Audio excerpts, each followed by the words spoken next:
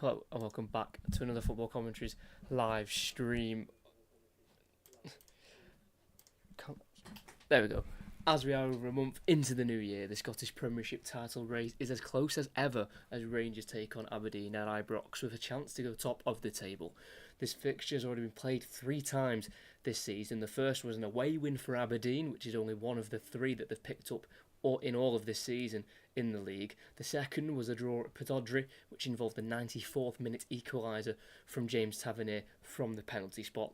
And the most recent meeting was the League Cup final in December, which saw the Gers lift the trophy.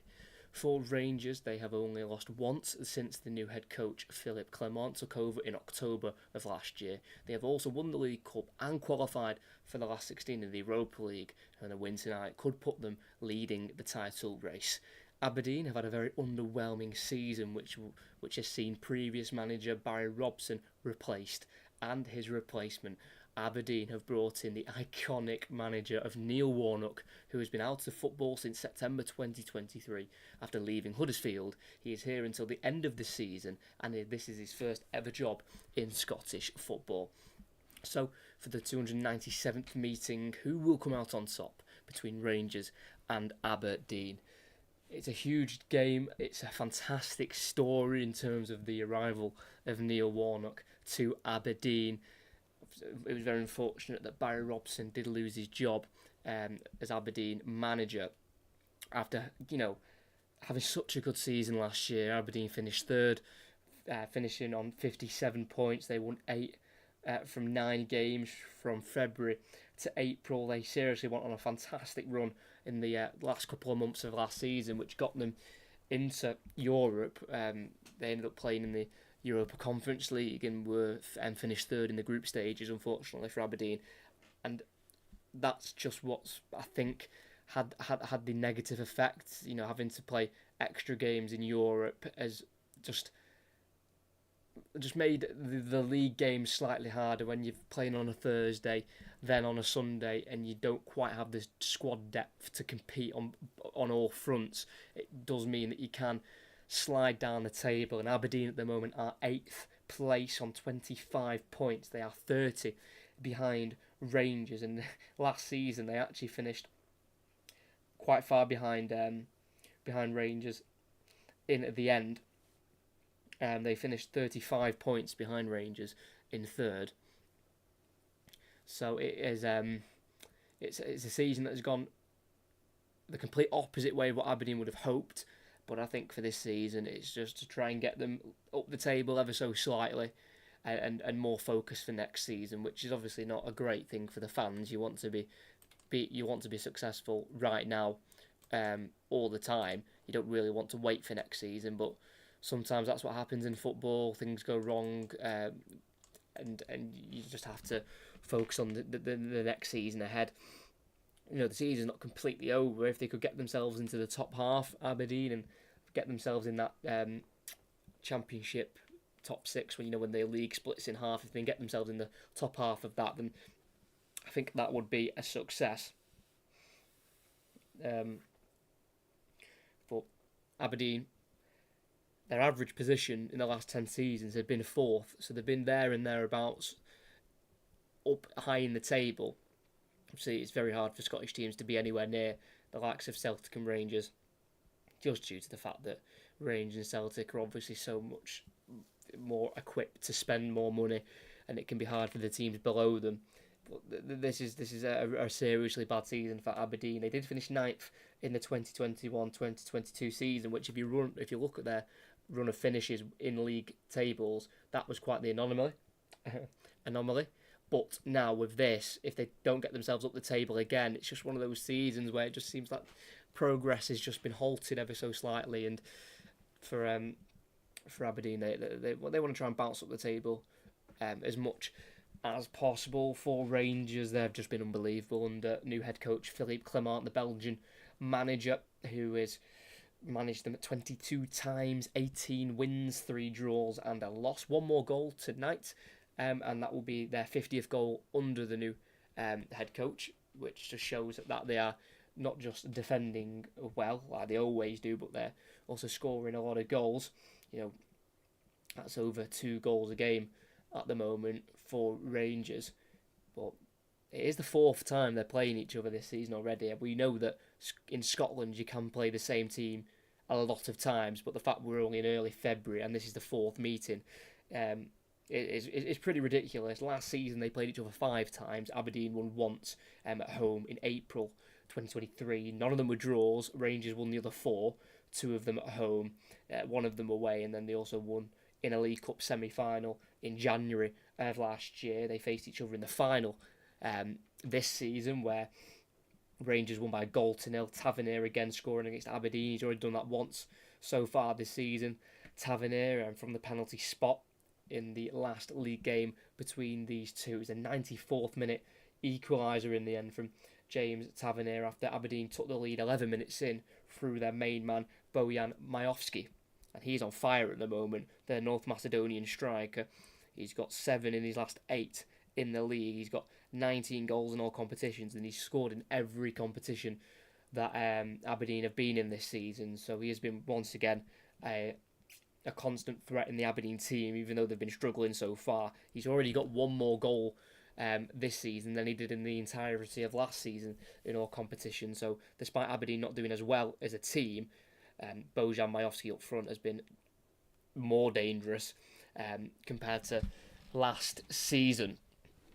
Both sets of players are in the tunnel. We'll go through both teams. You can see them on screen, but we'll just go through them now in a little bit more detail. We'll start with the home side. It's Jack Butland in goal. 15 clean sheets already so far this season for Jack Butland. As a back 4 of James Tavernier, right back, the captain. 440 appearances for James Tavernier tonight for Rangers. He's been at the club since June 2015. Left back of Ridvan Yilmaz, and 2 centre halves of Connor Goldson and John Suter, formerly of Hearts. 2 holding midfielders of Tom Lawrence, who's back in. He's missed 21 games so far this season with injury, but he's making his 11th appearance in the Scottish Premiership tonight. He'll play alongside John Lundstrom. 3 behind the striker on the right is going to be Ross McCausland. On the left is going to be Rabbi Matondo, and in behind through the middle is going to be Todd Cantwell, who's making his 50th Rangers appearance. And then up front, signed in the summer from Cremonense, and that is Cyril Dessers, who's got 8 goals in the league, 2 in his last 3. And can he make the difference once again up front for Rangers? They do have a new signing on the bench, which was signed in January. He's already made 4 appearances for Rangers, scored in their last game against Livingston in the Scottish Premiership, and that is Fabio Silva, on loan from the Wolves. And then for Aberdeen, they have Keller Rose in goal, back 4 of Nicky Devlin, Stefan Gartenmann, Richard Jensen and Jack McKenzie as a 4 at the back. 5 across midfield. On the right is going to be Johnny Hayes, who's making his 350th Aberdeen appearance. On the left it's going to be Jamie McGrath, and then 3 central midfielders of Graham Shinney, Leighton Clarkson and Connor Barron, who did score last season here at Ibrox in a 4-1 defeat. And up front, leading the line, we've already spoke about him, he is the main danger threat for Aberdeen, and that is Bojan Majovski, the North Macedonian, who's already got 12 goals so far this season in the Scottish Premiership. He is currently the 2nd leading scorer in the division, and it's going to be a huge ask for Aberdeen to come here and get a result, but they've already done it once so far this season. The last time these two sides met at Ibrox, Aberdeen won by 3 goals to 1. They were 2-0 up before Abdelassima for Rangers got it to 2-1, but they were able to extend their lead back to 2 goals when left-back Jack McKenzie made it 3-1 with 5 minutes to play. And they'll be looking for a similar result again, Aberdeen, tonight. That would be the dream. Hi, thank you. Hi, mate. Can you say hi to my boy David? Boo Aberdeen. I wonder who we've got supporting there. Looks like we might have a Rangers fan. If you are new, make sure you do like and subscribe. We've got another commentary coming tomorrow. Back to England. It's Aston Villa Chelsea in the FA Cup 4th round replay. But tonight our focus is on Rangers against Aberdeen, and appearing from out of the tunnel, Neil Warnock, interim manager at Aberdeen. It's his first club in Scotland. He has gained the most promotions in England with 8. He has managed 16 clubs previously, and tonight the very experienced 75-year-old manager needs to try and bring out something special for Aberdeen. And there'll be Rangers to kick off, kicking right to left, Aberdeen left to right here at Ibrox. So waiting for the referee's whistle. We blow, we get underway here. It's with right centre-back Tom Lawrence, who then goes back into Connor Goldson. And across the left centre-back, John Suter, who drives forward beyond the halfway line into the path of Yilmaz. Ball inside, lifted. Cantwell can't bring it down. Drops into the midfield for Shinnie. And then cleared in the end for Aberdeen. Up towards Majowski. Headed on by Suter. Controlled here by Matondo, who turns away from Barron. Charging down the Rangers left. Goes on the outside of Devlin, who puts in a strong tackle. And that will be a corner kick for Rangers in the opening 30 seconds of the game. Lively start there from Rabbi Matondo, who's only making his 10th start of the season in all competitions. He has never scored before previously against Aberdeen. Rabbi Matondo, he's only scored 3 times in his career for Rangers so far. All of them this season. Tavernier with that corner. It's a deeper one to the far post. It comes off the head of Lundstrom and he can control it down as it just went behind him, that header. And he can keep the ball for Rangers with McCausland on the right wing into the final third. Loses out to Shinnie. And Aberdeen can try and break with a long ball forward. Being chased down here by Aberdeen's number 17 of Johnny Hayes. Can't beat Cantwell to it, who then goes forward to Lawrence. And midway inside the Rangers half, the Gers are back in possession. It's out to this near side here with Matondo. Goes back in to left back Yilmaz. He's got the 1 goal so far this season in the Scottish Premiership. Came in a 3-0 win against Hibernian on the 24th of January. Being favoured ahead of Borna Barisic tonight. Ridvan Yilmaz, Istanbul-born left back. And it's still with Rangers on the ball. It's towards the halfway line with Suter. He's been forced to go back here to Jack Butland, who's kept the 19 clean sheets so far this season in all competitions. He's been a fantastic free transfer since joining the club back in the summer. As Goldson goes long here out to the right-hand side. Header can't be won by Tavernier. Drops here for Clarkson. Loses out to Tavernier again, who's passed forward. Leaks through for Aberdeen. And they go back to their goalkeeper, Rose, who clears it forward out to the Aberdeen right. They'll be chased down here by McGrath. Yilmaz will get there first for Rangers. Tries to see the ball out for a throw-in, which he can do successfully. And he throws it here quickly to Lundstrom. Back into Yilmaz in the defensive third for Rangers. He goes into the 18-yard box to find Jack Butland, who's got all the time in the world just to lay it forward for Connor Goldson, who can bring it out from the back, dribbling away from the 18-yard box and sending the ball over the top of the Aberdeen defence. It'll be a header won by Gartenman. Played forward by Lawrence to Cantwell, then back to Lundstrom, then into Yilmaz on this near side. Rangers build up and a ball down the line, just gets away from Matondo. Cleared away for Aberdeen by Gartenman. And it'll be a throw-in for Rangers in the Aberdeen half. Taken by Yilmaz. Gets the ball returned to him by Lundstrom. Yilmaz running into a bit of traffic there, and Aberdeen can try and clear with Devlin. Down the line it goes, and it's stayed in. Looked like it may have gone out of play there, but it went all the way through for Goldson. And it's now back with Butland in just outside the 18-yard box here for Rangers, and he releases it to a right-back area where Lundstrom's just peeled out wide here to receive the ball. That allows James Tavernier just to stay a bit further forward as Lawrence clips it out to the right-hand side. McCausland tries to control it. McKenzie to get there first, and he clears it away for a throw-in, taking no chances there. The left back for Aberdeen. And Rangers start again. Goldson going back to Jack Butland.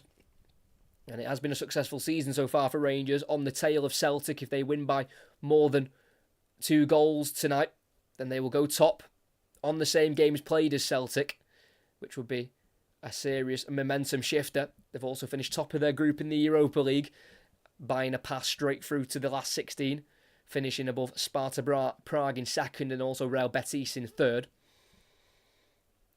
They're still with Rangers in the Aberdeen half on the near side. Nice 1-2 between Lawrence and Matondo. Lawrence through here for Cantwell on a tight angle. Pulls it across. It's well intercepted. It needs to be cleared here, and it can do. Towards Majowski. Tackled by Suter. Loose ball here drops for Aberdeen. They try and get it forward. Barron kicks it off the referee, and the play will be stopped and the ball will be dropped, I'm presuming, for the away side. Nice link-up play there between Lawrence and Matondo, and then the Lawrence ball through for Cantwell was perfect. And the cutback looking for Dessers was cut out, I think, there by Richard Jensen. But you can see how dangerous Rangers can be when they're playing their free-flowing football. As they've already won it back just inside their own half there. McCausland doing his defensive work, taking it off Graham Shinnett. He spent 4 years previously at Aberdeen before returning on loan in January of last year and then making a permanent move in the summer from Wigan. Born in Aberdeen himself, the captain tonight for the away side. There's a switch out to the right, finds McCausland in the final third. 1-on-1 with McKenzie. Goes on the outside towards the byline, runs out of room for a cross and dribbles it out of play for a goal kick. And it's Aberdeen's ball, unlucky there from Ross McCausland, who's had a breakthrough year this year. Did start in the League Cup final back in December, where Rangers won by 1-0. He has only the 1 goal in the league so far, and that came against Kilmarnock in 2024. And there is Neil Warnock in charge of his 1,627th game. The 75-year-old is just truly iconic. His last job was at Huddersfield. He was there for 8 months, taking charge of 23 games, and in those 23 he was able to keep them up and put them in a pretty solid position, really, before leaving. They were outside the relegation zone when he left Huddersfield, but they've slightly dropped closer to those danger spots towards League One. As Rangers have won it back, Matondo quick on his feet there to shift it to Cantwell. Out to the right to McCausland into the final third, about 20 yards from goal. He'll let fly with the left foot. It's parried by the goalkeeper. Matondo on the rebound. And Rangers take the lead. That has to go down as a goalkeeping error. But Rabbi Matondo will not care. On his left foot, from around 6 yards out, he was able to powerfully strike that in towards the top left corner. It's a poor parry from Keller Rose in the Aberdeen goal. He's featured in every game so far this season for Aberdeen in all competitions, but he's not put himself in glory there. He was shifted out to the right-hand side quickly by Cantwell. Ross McCausland cut in from the right-hand side onto his left foot, curling it towards the bottom left corner, but it wasn't even near the corner. The goalkeeper's got to be holding that, or at least parrying it away from the danger. That is shocking goalkeeping. And Rabbi Matondo on his left foot could just about get the shot away before being closed down. I think Devlin was the one who was closest to stopping the shot, but Matondo was quickest and just squeezed the ball in between the goalkeeper and the post, and the power was too much and it rippled the back of the net, and Rangers have a 1-goal lead here. And Aberdeen have not got off to the greatest starts under new interim head coach of Neil Warnock. And it's Rangers 1, Aberdeen 0.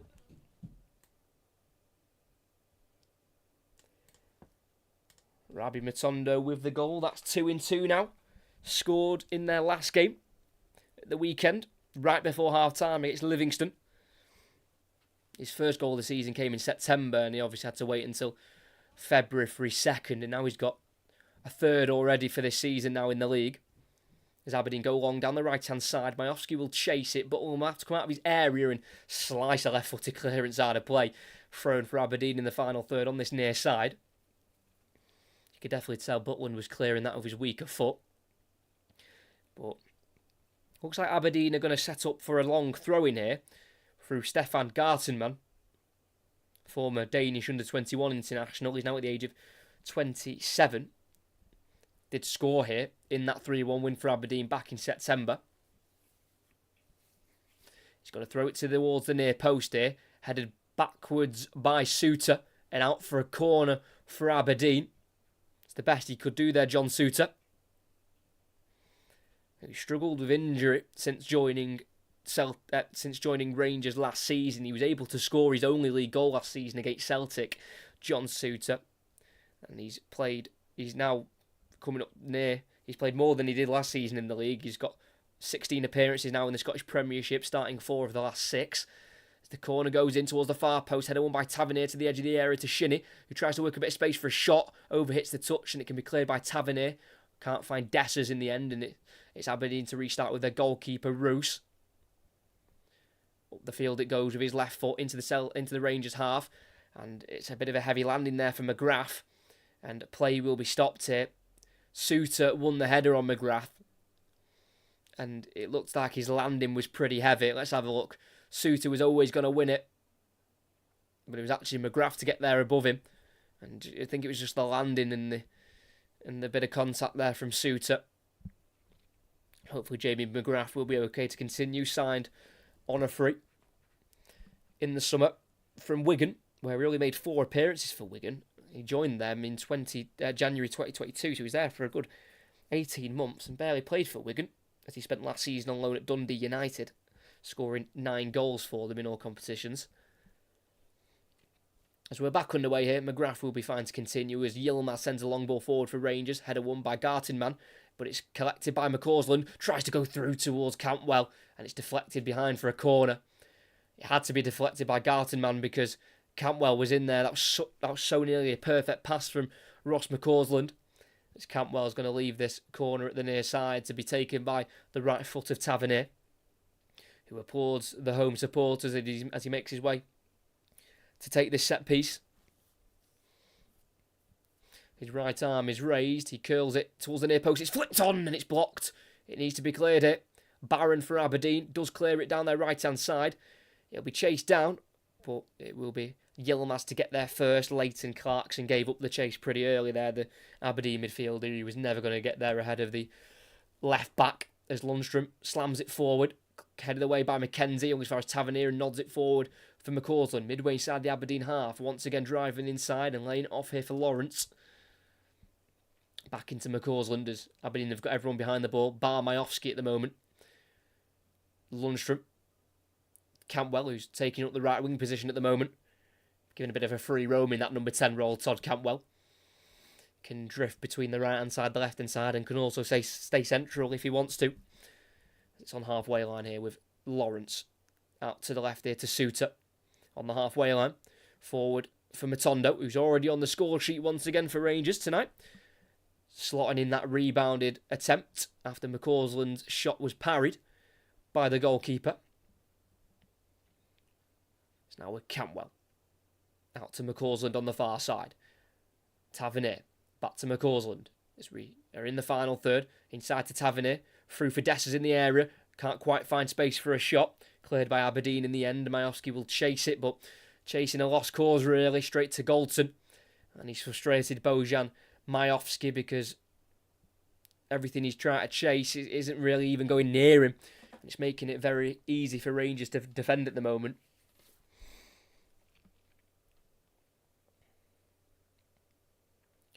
As Lawrence switches out towards McCausland on the right. He lets it goes over his head. Can't quite get on the ball. And it goes out for a throw-in for Aberdeen in the left-back area with number 3, Jack McKenzie. Also born in Aberdeen. Making his 74th appearance for his hometown team, where he joined at the age of 9. He's now at the age of 23. The left-back, who throws it down the line towards the halfway line. Headed back forward by Tavernier. Met by Shinnie, last touch off the Aberdeen captain. There'll be a throw in for Rangers, taken quickly towards Dessers, chasts it down for Cantwell, across to his left to Lawrence, on once more here now for Yilmaz. Finds Matondo, everything to his right, as he's in the final third, 1-on-1 with Devlin. Goes back here into Lawrence. Now it's with Suter, firing it out to the left to Matondo, who is primarily right-footed, and he will go on the inside, onto his right foot, crosses it deep. He'll reach McCausland, who heads it back here for Lundstrom. Inside the area, right corner of the box. Been forced to go out of the area as he was being chased down by Clarkson. But he finds Lawrence, who tries to find Cantwell. The pass deflects out wide for McCausland, who then finds Cantwell in the end. 1-2 with Lawrence, now with Yilmaz. Out to the left to Matondo, edge of the area. Entering the box, onto his right foot, shoots, blocked. Drops back to the Welshman. It's now with Lawrence. Yilmaz turns nicely and crosses towards the far post, where it has to be headed behind by Johnny Hayes, and it'll be a corner on the far side for Rangers. Constant pressure from the home side, and Aberdeen are very much pinned into their own half here, and it means that they have to concentrate, because Rangers seem like they're in the mood tonight to score a lot of goals.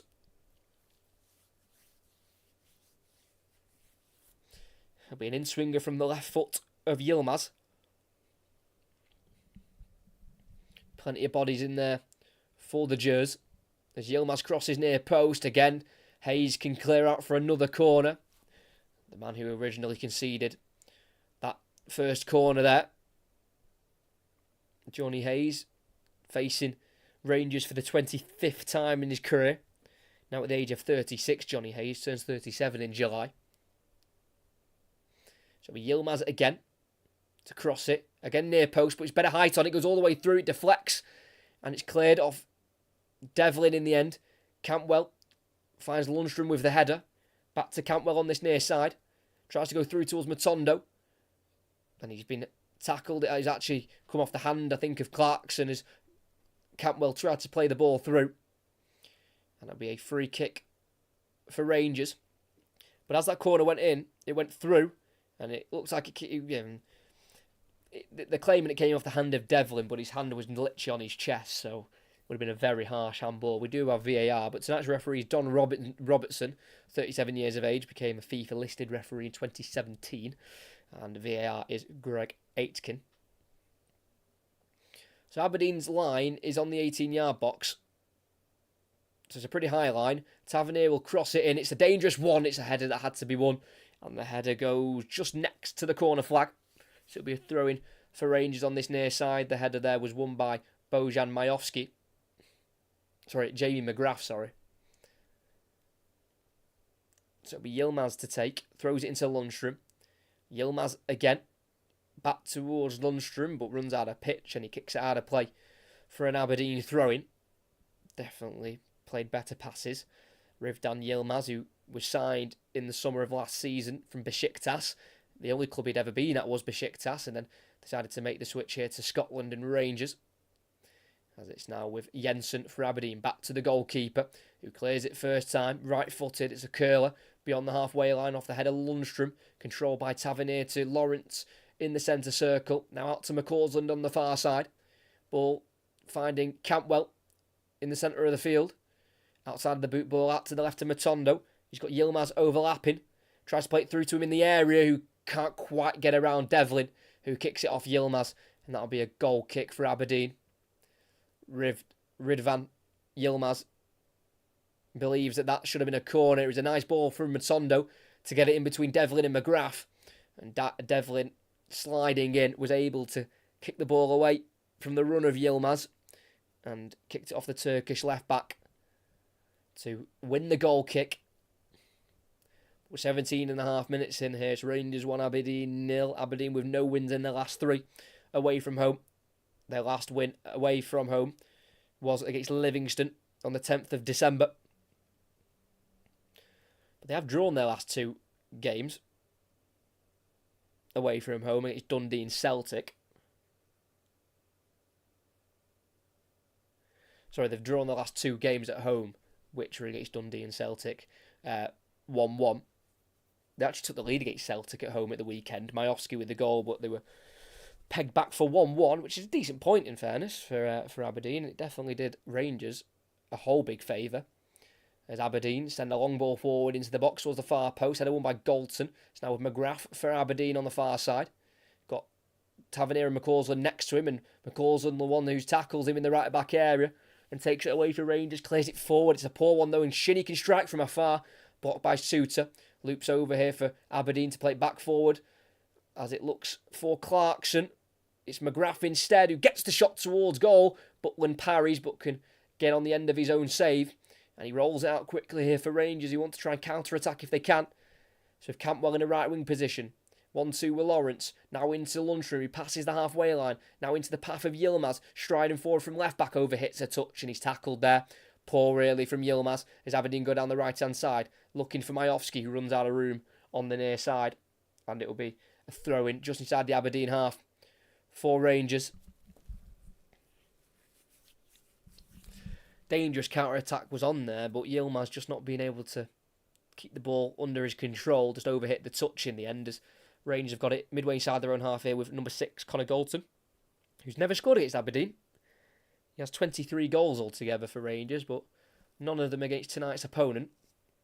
As he plays it forward for Dessers, dummies it through, looking for the run of Tavernier, who won't latch onto it in the 18-yard box, goes through to the Aberdeen goalkeeper of Keller Rose, who was previously at Derby before joining Aberdeen in July 2022.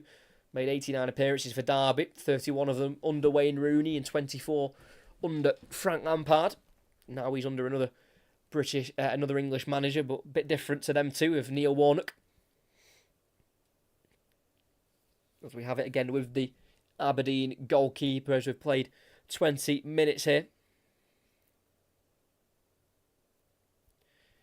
But the last time that Aberdeen played Rangers in the league, they were going into the game off the back of a 6-0 defeat away at Celtic.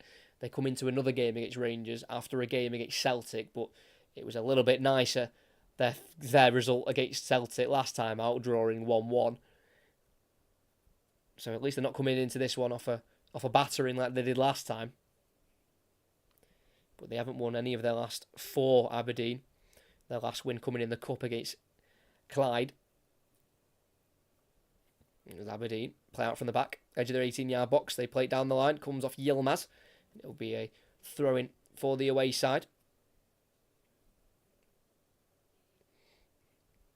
And it will be Nicky Devlin to take it.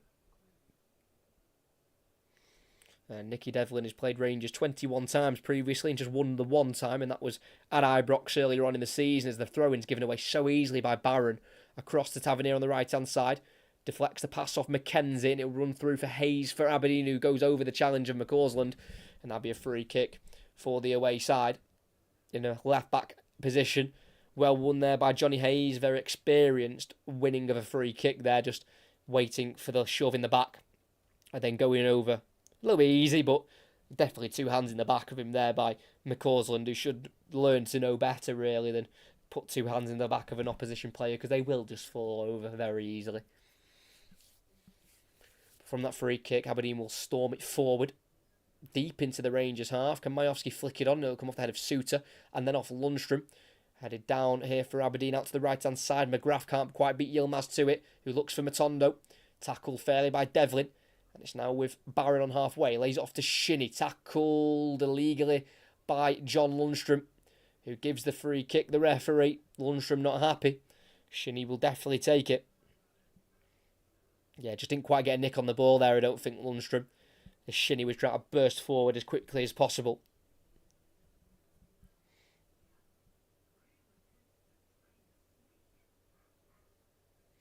So the referee, Don Robertson, is just having a word there with John Lundstrom after that. I don't think he was really having a word with him about the foul. I think it was more the aftermath of when Lundstrom got quite up close to the referee, pleading his innocence. But an Aberdeen free kick, about 5 yards in front of the halfway line.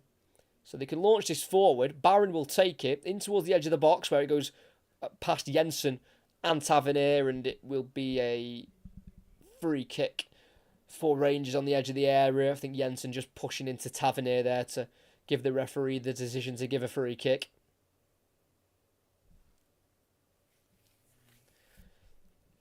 So it'll be taken by Connor Goldson.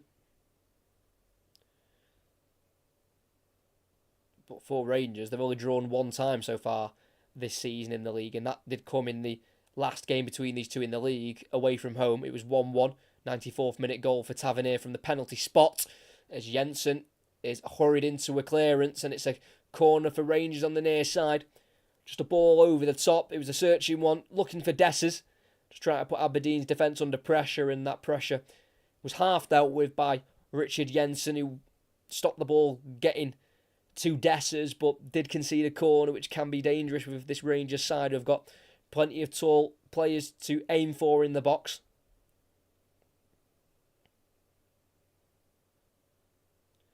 So James Tavernier over it. He'll be right-footed in swinger. A lot of them have gone to the near post. This one's a bit deeper to the far post, flicked away by Gartenman. For Alls to Galton on the edge of the area, clips it back in the box, headed on by Dessers. Header won by Hayes. Then helped away all as far as Cantwell on the near side. Turns away from Majowski. Then tackled by Barron, whose back heel is short. Falls straight back to Cantwell again. Plays it through for Tavernier in a left wing position. Crosses it off the face of McGrath, who stays down, and the referee's got to stop it. Surely he's got to stop it. Why the referee took so long to stop it, I do not know, because that smashed Jamie McGrath straight in the face as he just lays face first on the turf. And the worst thing about that, he was quite close distance where it hit him. So it would have that'll definitely be a sore one for Jamie McGrath, who was scored 3 times previously against Rangers. One of them for Aberdeen, 2 for St Mirren in a 3-2 quarter-final League Cup win back in the 2020-21 season. But despite being 1-0 down, I'm sure Neil Warnock will be pleased with what he's seeing in terms of the fact that they haven't completely collapsed after conceding early. They've sort of weathered the storm a bit, ever so slightly. Because Rangers do look on it tonight. As that Tavernier cross straight into the face of Jamie McGrath, who is still receiving treatment down there. But as Neil Warnock has joined Aberdeen, he's brought along with him an assistant of Ronnie Jepson. And they still have the coach of Peter Levin as well. Thanks for having here. Fantastic numbers in the stream. If you could like and subscribe, that'd be absolutely fantastic. Minimum of 4 commentaries a week on this channel at the moment, so make sure you subscribe and like and put notifications on so you know exactly what games I am commentating on. If you can like, that would be fantastic. It's just a quick click of a button and it doesn't take very long and it really does help out the channel. As Rangers lead here at the moment at Ibrox, 1-0. We are currently having a stoppage after Jamie McGrath got a ball right in the face, literally about 5 yards from where the cross was taken. But they are 1-0 up through a Rabbi Matondo goal in the 7th minute. A shot from the edge of the box from Ross McCausland was parried by the goalkeeper. It shouldn't have been really, because the Ross McCausland shot wasn't that powerful and it wasn't really that far in the corner. But it was an invitation for Matondo that he could not reject. It was straight on a plate for him. And on the left foot, absolutely blasted it into the top left corner. And Jamie McGrath is back to his feet. They're obviously having to make sure that he is going to be absolutely fine to continue. Looks like the medical team are giving the thumbs up there to the bench to signal that he'll be okay to continue. You know, you see a lot of players go down like that just to try and kill the momentum of the game or try and slow it down a little bit. But that was genuine from McGrath. That was a very hard hit ball straight into his face. And we'll get back underway with Rangers as the referee drops the ball to Lundstrom, and we're on the halfway line with Galton. All Aberdeen plays behind the ball as we're waiting for the reintroduction of McGrath, who's back on the field as Galton goes in behind towards Matondo, who on the byline could only kick the ball up in the air and behind for a goal kick. We know that Galton likes to try those passes, those diagonal switches in behind, looking for the wide players. And that one wasn't the worst attempt. The weight was okay. If Matondo had just made the run slightly earlier, he may have got to it earlier and had better chance of keeping it in. It's a goal kick for Aberdeen. As it's sent forward beyond the halfway line. Header won by Tavernier. Forward to the halfway line. Headed away by Shinnie. Controlled by Tavernier. Gets away from Clarkson. Goes out to the left towards Yilmaz. Bit of a short pass. Deflects off McGrath straight to Lundstrom. Tavernier gets away with it. As the last touch comes off Devlin. And it'll be a throw-in on the halfway line here for Rangers. Neil Warnock pretty sure that should have been a Aberdeen throw-in. But the decision didn't go the way of Aberdeen in the end. That's now with Rangers as it's Connor Galton dribbling up towards the halfway line. Again, looking for the options. He's going to go for that switch again. Out to the left-hand side, looking for Matondo. Header won by Devlin. It'll fall here for Yilmaz. So Rangers will keep the ball. And they'll go back again to the halfway line to Lundstrom, who's been closed down here by Barron. But finds Suter, who goes to Lawrence, then back into Suter, then across nicely to Galton, who's going to sprint forward here with the ball and release it out to Tavernier. McCausland's making a run down the line. Tavernier won't use him. He'll run at Mackenzie instead. Tavernier towards the byline again, runs out of room. It'll be a goal kick for Aberdeen. Good defending on that Aberdeen left from Hayes and Mackenzie. As Tavernier just overran it ever so slightly and couldn't work across into the box. And in fairness, Aberdeen need to try and do something going forward, but the defensively they're doing okay. But you do feel at any given time that Aberdeen could fall to another goal. The goal kick, a header won by Lundstrom, goes through for Campbell in the centre circle, who's sprinting out to the right hand side here, because that's where the room is for him. Goes inside to Tavernier. Through for Dessers, who's peeled out wide in the box, cuts it back. McCausland first time, blocked. Tavernier takes over, and he strikes it with his weaker left foot. And it wildly goes wide of the post. That's unfortunate from Rangers. They are on it tonight. You can just tell, when the team's just playing well and it's going all smoothly. I'm just getting that feeling from Rangers tonight. 12 yards out, Tavernier shooting the ball wide after the first shot was blocked from Gartenman after the shot from McCausland. And Tavernier looking for his 74th goal in the Scottish Premiership. Currently on 73 after 265 appearances now. As the goal kick is headed out wide left by Suter to Yilmaz. Whose ball across deflects off Devlin for Gartenman. And he's passed to Shinnie forward, just overhit. It's a simple ball. Goes through for Yilmaz at left back for Rangers. And it's the home side who can build again on the ball. Rangers this season won their 28th League Cup against Aberdeen. The last time they met each other in the League Cup final was in 1992. Rangers won that one as well, but by 2-1. It was an extra time victory for the Gers, who with that League Cup win won their first League Cup since 2010-2011 season.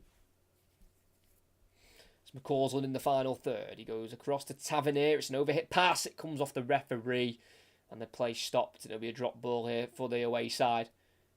It's a bit frustrating though for Aberdeen because that ball was going straight through for Majowski.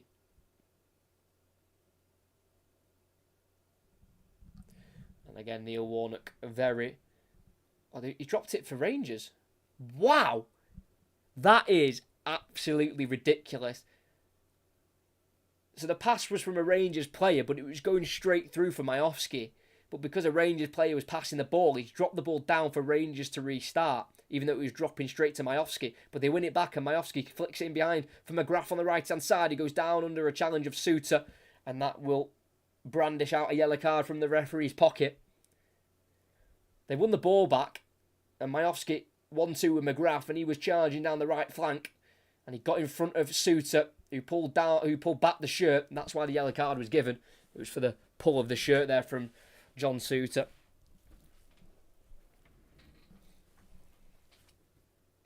So free kick for Aberdeen on the right hand side, about midway side the Rangers half. It's their number 8 Conor Barron stood over it, current Scotland under-21 international. Great chance to deliver a ball in the area if he gets it right. And the Aberdeen players time their run. In it goes. It's a dangerous one towards Gartenman. It's dealt with by Lundstrom on the penalty spot. And he clears it for Dessers, who gets it away from McKenzie. Chopping inside there. Dessers and losing out to Shinnie in the end. And it will be Aberdeen back in possession with their goalkeeper, Rose. It's now with Barron again in a right-back position in the Aberdeen half. Goes for a high ball over the top. Header won by Goldson. Played out to the left to Yilmaz by Lundstrom, midway inside the Rangers half. And just got to try and play it a bit better, Aberdeen. They're going very route one and not a lot of it sticking up front. Matondo tackled fairly there by McGrath. It's a Rangers throw-in on the near side. As that Matondo goal for Rangers is the 50th they've scored under Philippe Clement, who took over in October 2023. This is his 23rd game in charge.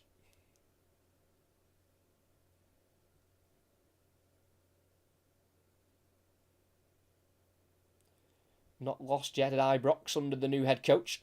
9 games, 8 wins and a draw. As the ball forward by Tavernier, cut out by Shinnie. Goes to his right here to Clarkson in the centre circle. Now out to the near side to McGrath.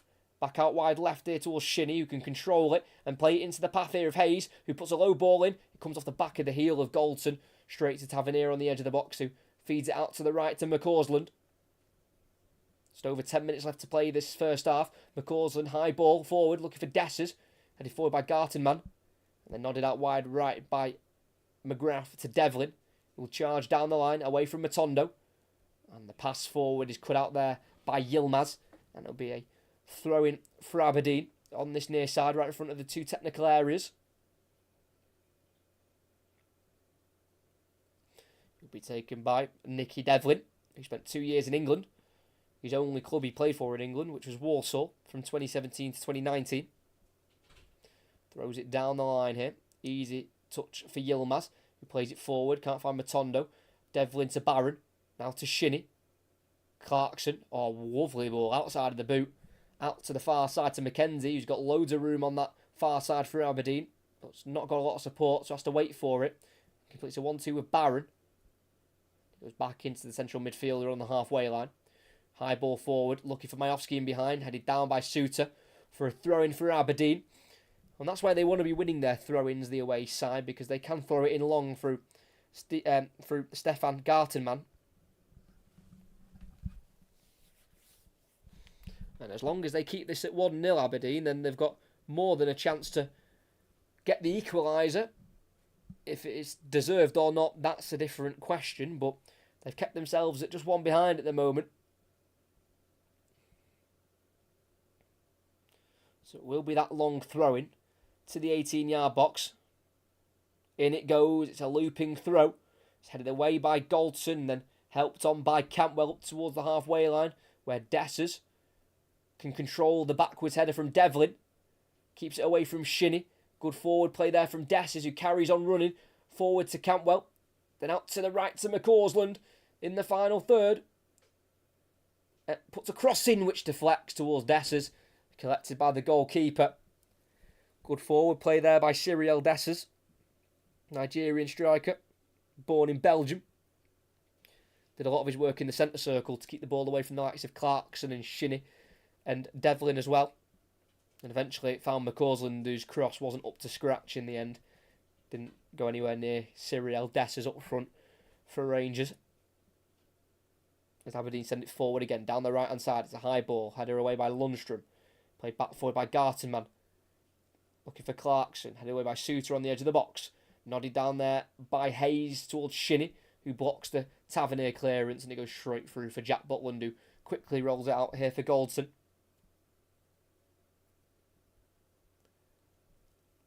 Goes into the midfield now on the halfway line to Lundstrom.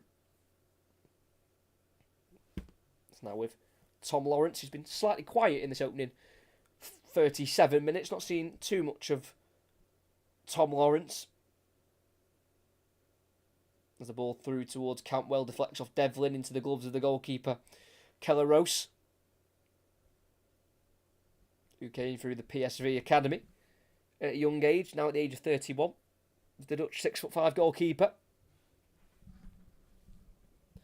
Again, long ball for Aberdeen. Headed away by Suter, controlled by Barron. McGrath, tackled fairly by Yilmaz. It's now with Cantwell. Through towards Matondo. It's a beautifully weighted ball. Matondo bursting past Devlin and beyond Gartenmann. Matondo for a double. Oh, he slips as he shoots. It's then blocked by Jensen. And the ball goes behind for a corner as Lundstrom's shot was blocked by Hayes. But it's a great ball, that from Cantwell, down the left-hand side. Getting Matondo in behind Devlin and taking on Gartenmann with a lot of confidence. But as he went to pull the trigger, he just hesitated, then slipped, and Jensen could block. And as Matondo tried to shoot and he slipped, he caught the Aberdeen centre-back Jensen on the follow-through. And he stayed down at the moment, which isn't a great sight for Aberdeen.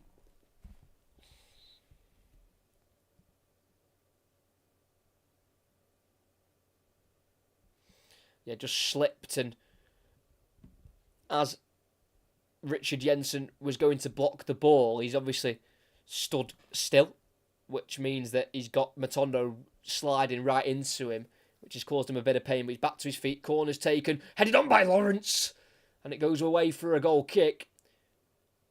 I'm not sure if he was just trying to flick that on or actually try and head it into the goal, but it was near Lundstrom, who's making a run towards the far post. Not far away there from Tom Lawrence, who's not usually known for his heading ability.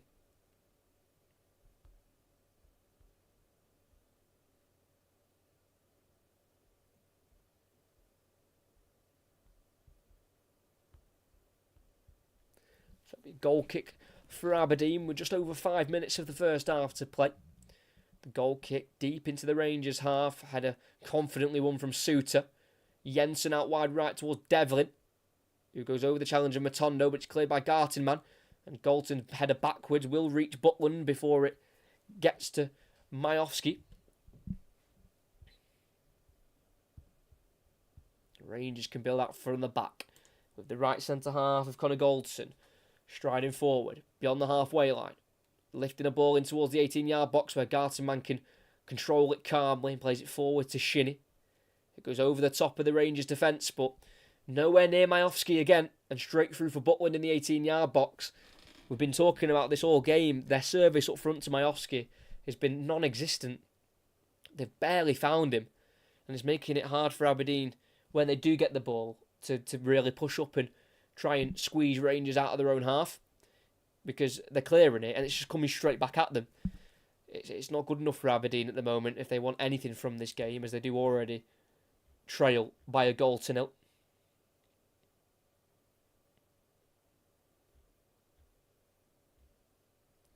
So it's with Rangers possession just inside their own half with centre-back John Suter forward to Dessers, who's just dropped slightly deeper for the ball, and he finds it, and he finds McCausland, and he's tackled as he enters the 18-yard box fairly by Hayes, who with his left foot will clear down the line towards Shinnie, tackled fairly by Lawrence. 1-2 with Dessers, Lawrence in the box, out wide right to McCausland, crosses, deflects, and it's headed away by Gartenman.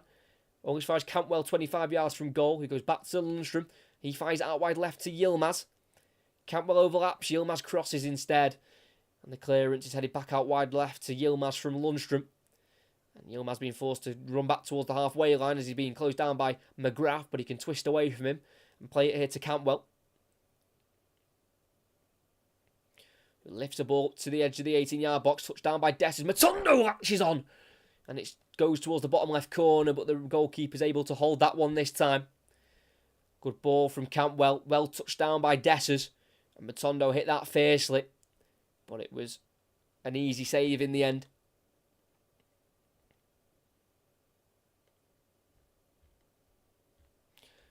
Kicks it long, the goalkeeper, looking for Majowski, headed into the air by Suter, headed forward by McGrath, and then away from Suter towards Dessers, who touches it down and finds Tavernier. First time pass forward for McCausland on the halfway line, who's tackled by McKenzie.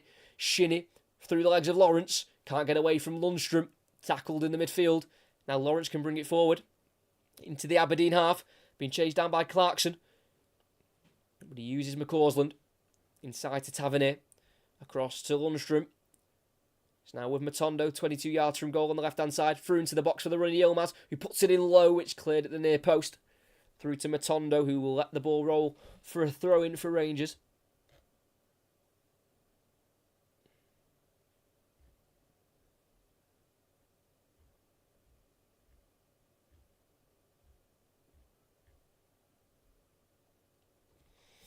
Yilmaz gets the return ball from the throw and then finds Lundstrom again, who's going to go for an early cross in to the far post, where the headers had to be won there by McKenzie. Looking for Clarkson, who can't get around Lawrence, and he goes back to Goldson, then forward to Tavernier, about 10 yards inside the Aberdeen half.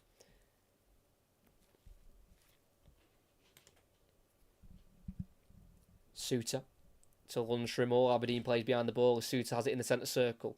Forward out to the left to Matondo, lays it off for Yilmaz.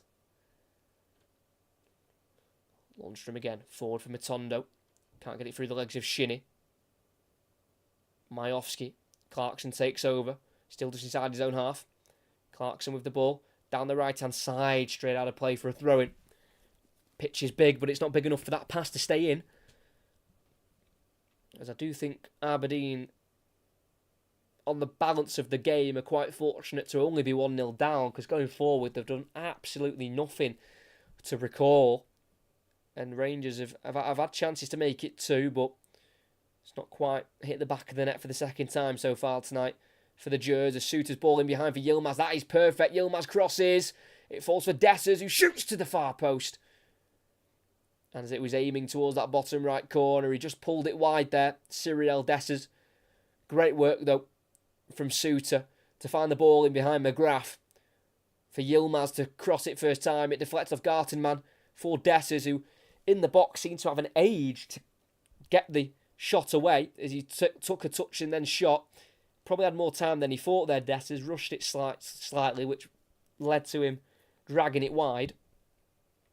But with 20 seconds of the 45 to play, it's another Aberdeen goal kick. Can they actually keep this in the Rangers half for a sustained amount of time? No, they can't, because Goldson heads away to the halfway line to Dessers, who's dispossessed by Barron, who goes over the top for Majowski, who will chase it. He will get there at a Goldson. Majowski lifts it over the goalkeeper. And just like that, Aberdeen have an equaliser. They've had to do so much defensive work, and going forward, they've not really shown that they can do anything up until now, where their main man, Bojan Majowski, gets his 13th of the season in the league. He's got 8 in his last 9. And that came from absolutely nothing. Just a hopeful ball over the top from Barron. And Goldson allowed the ball to go over the top of him. And Majowski used his strength to get around Goldson, get there ahead of the centre-half and the goalkeeper who came rushing out. And with his left foot, very calmly, just lifted it over the goalkeeper into the bottom right corner. It's a delicate finish. And right before the break, at Ibrox, it is Rangers 1, Aberdeen 1. Wow. I mean, I'm not shocked that Bojan Majowski has scored, because he is a bagsman, but I'm just surprised he scored in this first half, because it just looked like it was going to be Rangers to go in at the break leading. You know, I just didn't think Aberdeen would commit themselves enough at the end of the first half to try and score a goal. You know, I presume they would have been happy to go in at 1-0 down and just almost reassess and really try and go for it in the second half. But a hopeful ball on the halfway line by Barron just about got over the top of the Rangers defence, and in particular Connor Goldson. And he allowed, he didn't purposefully allow Majowski to get in front of him, but the North Macedonian striker used his body and pace to get in front of Goldson and get the ball towards goal with his shot. And beyond Butland it went. And it's 1-1 here. 3 minutes of added on time. We've already played 2 of them. As it's Rangers out wide left here with Yilmaz. First time pass to Matondo. On the edge of the area. Wants to get onto his right foot. Pokes it back for Lundstrom. Back out left here to Matondo. Everything to his right. As he crosses. Header away. And it will be kept alive here for Rangers through Connor Goldson on the far side. About midway inside the Aberdeen half. 40 seconds left to play of the first half. Cantwell. Back into the centre circle here to Suter, who has to retreat into his own half to keep the ball. It's now with Galton. Furthest right here is McCausland. Forward for Tavernier. Takes it on the turn. He's got McKenzie following him. And he finds McCausland again. Cantwell. Back here for Goldson. Not a lot of movement for Rangers. As Aberdeen are sitting very deep and very compact to try and see this 1-1 result through till at least half-time. Suter finds Dessers. Across the box it goes. It deflects and it's cleared by Jensen. We have played the 3 minutes, but we'll get a little bit extra because the goal was scored within the first minute of added on time. Yilmaz. Brought down by Barron. Fairly, says the referees. Barron then goes down over the challenger Matondo. That's a fair one. But Lundstrom comes out with it. And he kicks it down the line. And behind for a goal kick. But we'll have no time to play any further action. As here at Ibrox, it is Rangers 1, Aberdeen 1 at the break. The goal scoring started early on through Rabbi Matondo, who scored in the 7th minute after getting on the end of a saved shot from McCausland, who went towards the bottom left corner. Parried by the goalkeeper pretty poorly. Should have done better with it, and it went straight to Matondo, who's now got 2 goals in his last 2 games, scoring in back-to-back fixtures here at Ibrox. And he made it 1-0, firing it into the top left corner from 6 yards out. And it's been all Rangers in possession. They've had 75% of the ball. They've worked 10 shots at goal, 3 of them on target.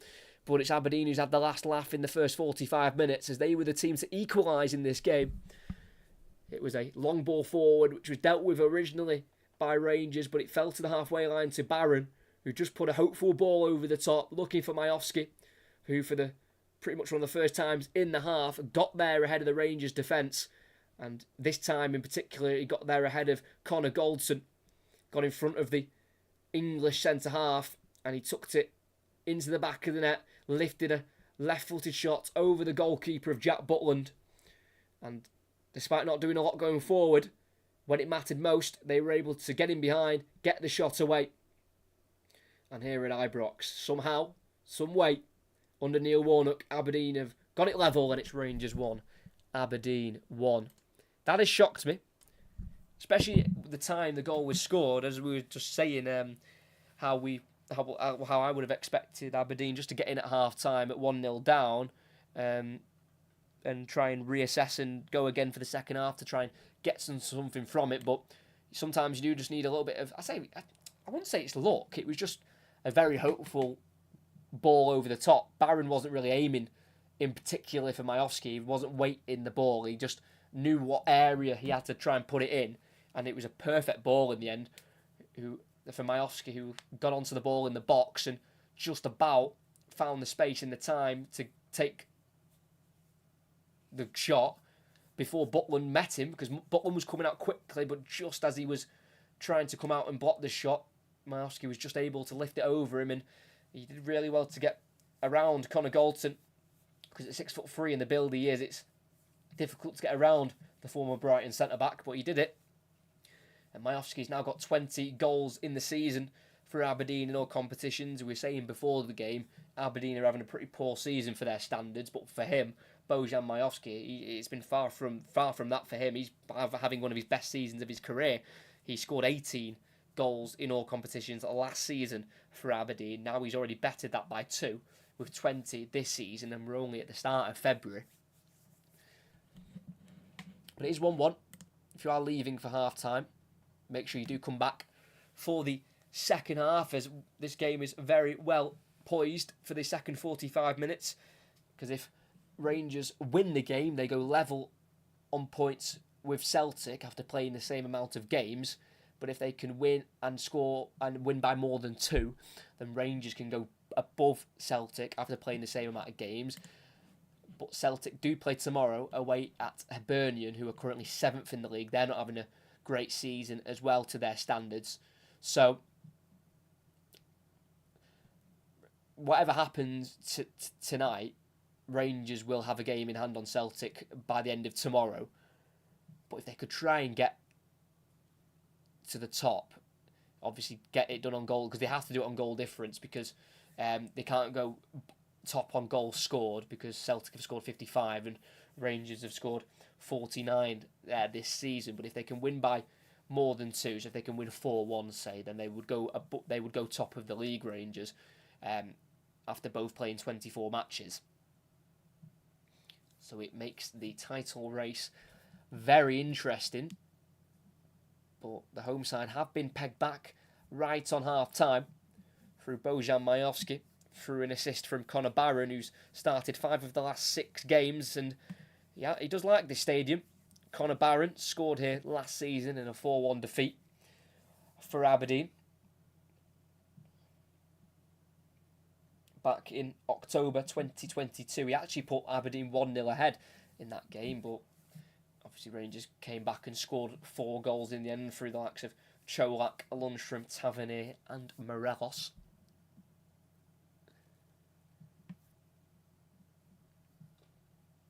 But that's what Neil Warnock sides do. You've got to remember, in the career of Neil Warnock, he's never really been in charge of a team in the higher divisions of a league, you know, going for titles. Obviously, he's only ever managed in the Premier League, and he's won 8 promotions. He's won 1 championship title out and out.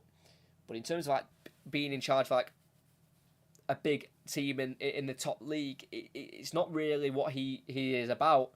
He's usually the man to take on the teams who are struggling a little bit more and lift them up and take them places. And that's the kind of job he's got on his hands here.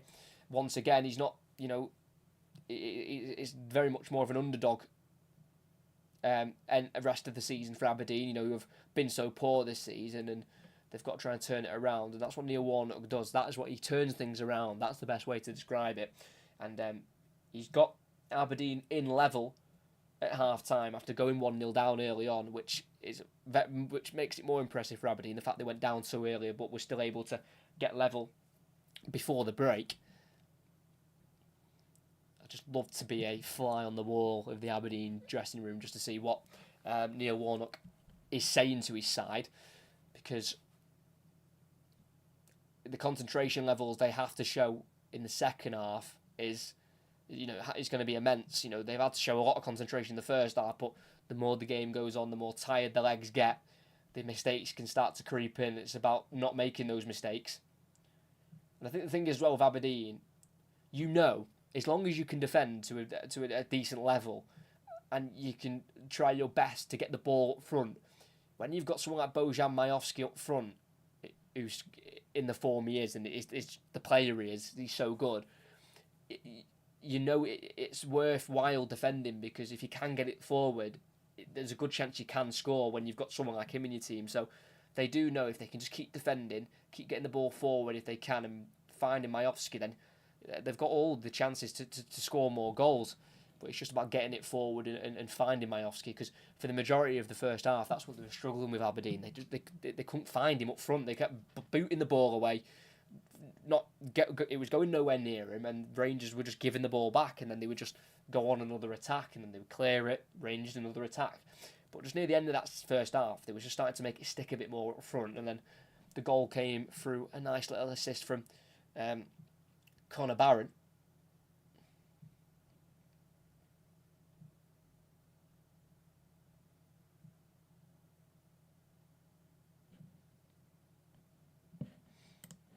But if you are new, if you could like and subscribe, that'd be fantastic.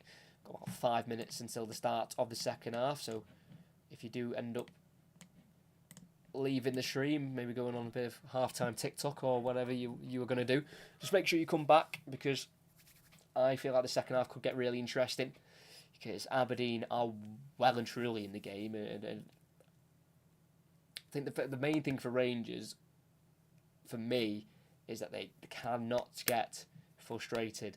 If they start getting frustrated, that plays straight into the hands of a Neil Warnock side, and a draw wouldn't be the best result for Rangers. A defeat, that seriously would halt and put them off track of the title race, especially with the fact that Celtic are letting them in a little bit as well. You don't want to be showing any faults or any cracks. The first chance you've got of going top, you end up actually dropping points in that game. That wouldn't really fill the Rangers fans with much confidence, and it would give just a little bit more ammo for the Celtic supporters.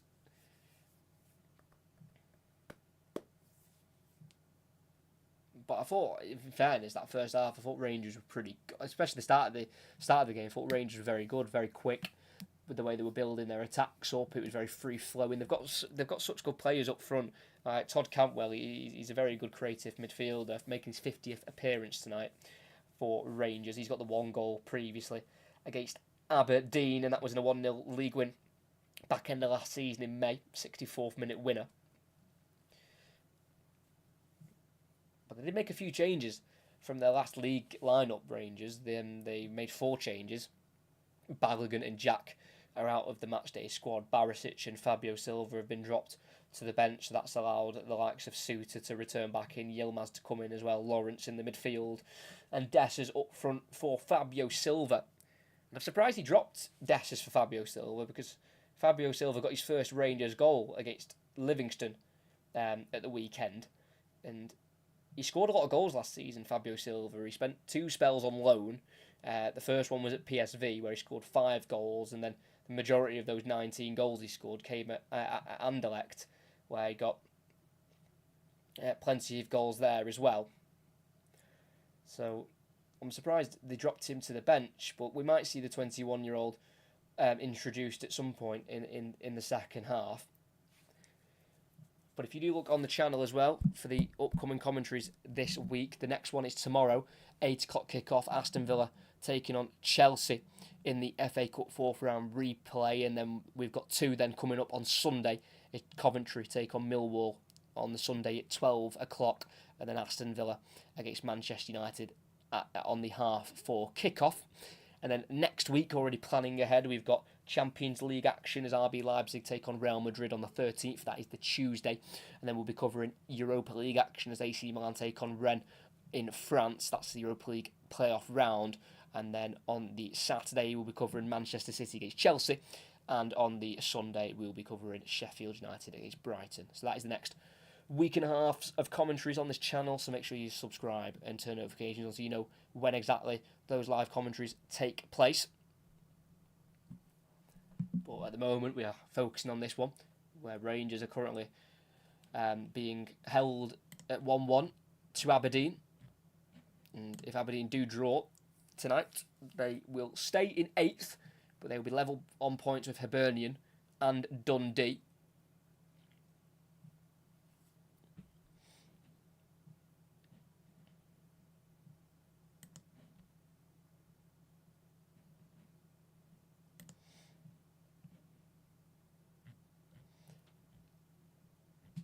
I doubt any changes will be made at half time. I don't think such dramatic actions need to be taken yet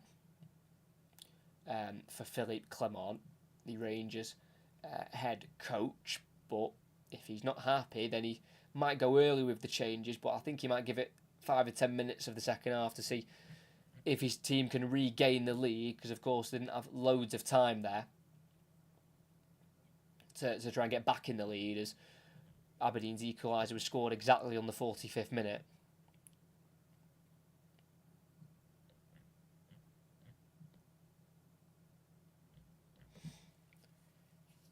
And don't get me wrong, Rangers have been playing okay, but the goal was pretty fortunate with the way it came about.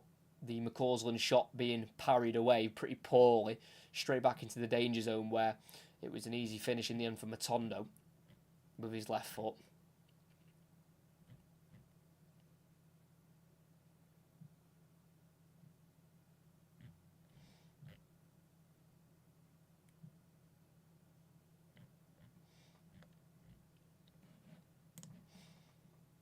But the second half will be getting underway now in a couple of minutes, as Rangers do not want to pass up on the opportunity of going top of the table. It might not last long because Celtic do play tomorrow away at Hibernian, but it'd just be a nice view. It would be a nice view for the Rangers supporters to see themselves top of the division, because they have finished They have finished second in back-to-back seasons now. Rangers, they won that first league title for a very long time back in the 2020-2021 season.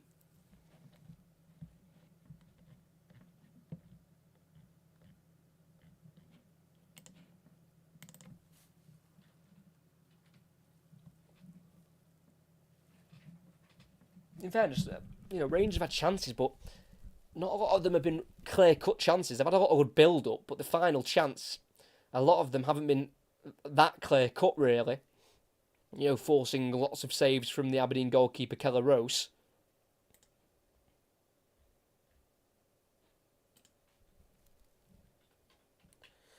We also have FA Cup action on as well for England, and the only reason I'm mentioning it, because obviously it's got no correlation with Scottish football, but we are commentating on the winners of Coventry against Sheffield Wednesday. Whoever wins that plays Maidstone at home in the FA Cup 5th round, and at the moment Coventry are winning 4-1, so I presume Coventry will probably go through that one. So we will be commentating on the Coventry-Maidstone game on the 26th of February, which is in 20 days' time. Don't worry, it's a while away, but you like to pre-plan, and I just hope Maidstone.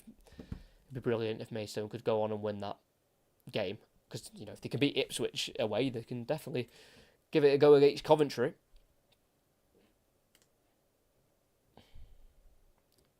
So the players are back out. Great team in Glasgow Rangers, always admired them. Since I've been covering them with my commentaries for the last couple of years, I've grown a very soft spot for Rangers, I must admit. One of my most enjoyable runs of commentaries was the Europa League run a couple of seasons ago when they got all the way to the final.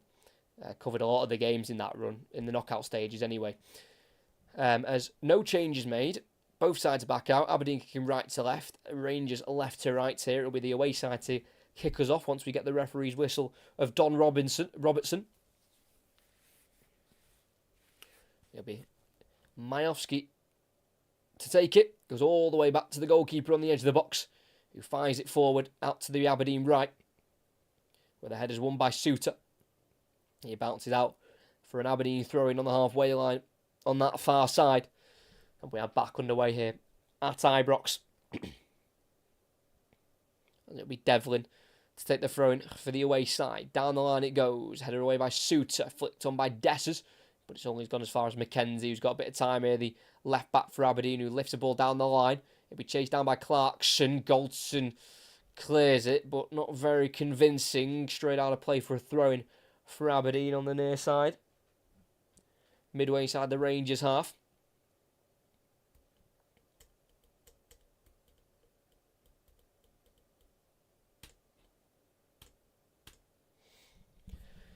And it's far enough in the Rangers half to work a long throw in here for Richard Jensen. Into the box it goes. That is a long throw, isn't it? Header comes off Goldson, still alive in the area. Last touch off Tavernier's head. And that'll be an Aberdeen corner. Still on the near side. So will it be a right-footed in-swinger or a left-footed out-swinger? But it's Aberdeen who are putting the pressure on Rangers at the start of this second half. It looks like it's going to be Connor Barron to take it, who's already got an assist tonight for the goal before the break.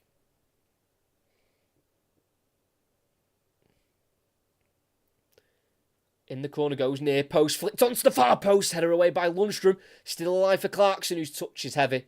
And it goes all the way out of play for a goal kick. Very close for Aberdeen. It was flicked on by Devlin. And thankfully for Rangers, it was Lundstrom there as they try and find Dessers in behind on the left-hand side. Touches it down for Matondo, who is tackled by Gartenman. And the last touch comes off Matondo. And that'll be a goal kick for Aberdeen. Lucky defending there, really, for the away side, because Matondo nearly got beyond the Aberdeen centre-back.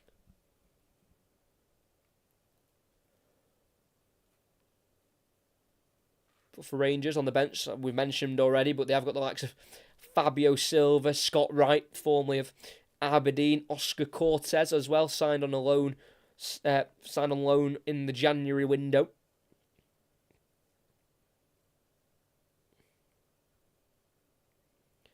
Lawrence. Ball is poor, volleyed away by Mackenzie for Aberdeen. It'll be kept in here by Hayes, who volleys down the line, and will find Clarkson, keeps it in, and away from Tavernier, back to Hayes. Long ball forward, nowhere near Majowski again, brought down by Goldson. Majowski will close him down, and the pass to McCausland is not great, but it's kicked out of play by Shinnie for a Rangers throw-in, about 10 yards away from the halfway line. And they go backwards to Goldson on the edge of the box. Then across to John Suter. His brother, Harry Suter, plays for Leicester and he decided to represent Australia. But for John Suter, he decided to represent Scotland. He's played 8 times for his country, being sent off once for his nation in October 2018. McCausland now in the final third. 1-on-1 with Mackenzie, finds Cantwell in the area towards the byline. His low cut back is blocked by Barron, cleared by Mackenzie, dummied by Majowski, but he can't get around Goldson to get on the ball. And it's now with Suter in the centre circle, laying it off for Lawrence, and then out to the left here to number 4, John Lundstrom, who's only got the 1 goal previously in 11 against Aberdeen. Scored it back in October 2022. Lundstrom on the far side, playing it into Lawrence. Just about finds Matondo. Keeps the ball away from Leighton. Clarkson, former England under-20 international. Came through Liverpool's academy from the age of 6. As it is Dessers completing a 1-2 with Cantwell as he tries to strike in the box. Just doesn't quite catch it. He was put off there by Gartenman. Played forward by Lundstrom. Held up by Dessers. 1-2 with Cantwell. It was really well worked, actually, between them two. And as Dessers struck the first time, I think it deflected off the defender and then back off Dessers, which then saw the ball go far of the goal and out for a goal kick.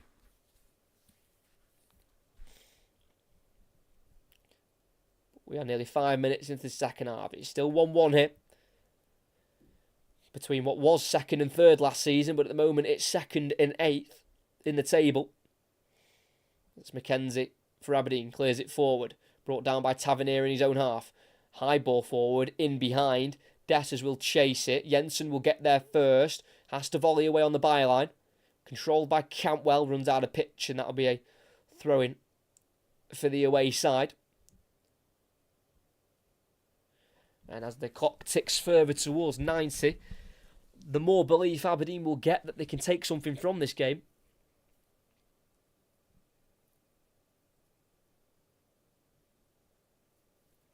The last draw between these two was a 1-1 draw in the reverse fixture at Pittodrie.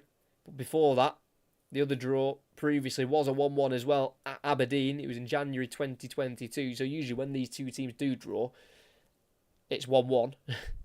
Hopefully not tonight. We want some more goals here at Ibrox.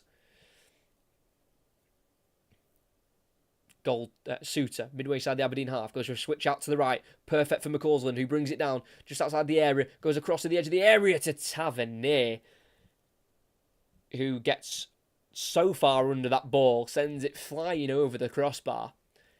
Almost like he's playing rugby there, Tavernier. I think that would have definitely scored some points if that was rugby. That was very high. Didn't catch that as he would have liked to, James Tavernier. So it's a goal kick for Aberdeen, who only have the 3 changes from the last time these two sides met in the league in November.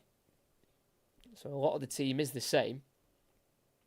The goal kick, header won by Suter. Drops to the halfway line to Dessers. Nodded backwards for Cantwell. Forward to Matondo. Decent touch away from Devlin. Then tries to go around him with a heavy touch. And Matondo's got the pace to get there.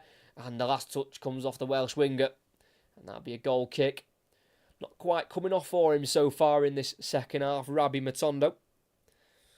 He's coming up to appearance number 50 for Rangers. This is number 49, where he scored his 4th goal for the club.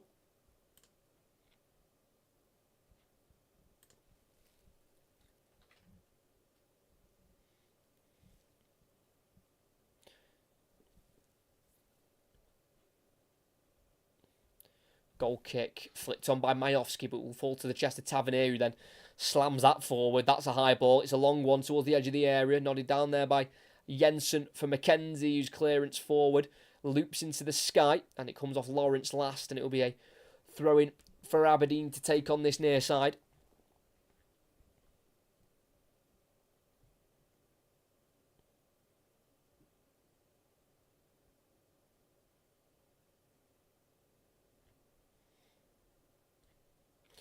Throwing into the Rangers half, flicked on again by Majowski. Hayes can't get onto it.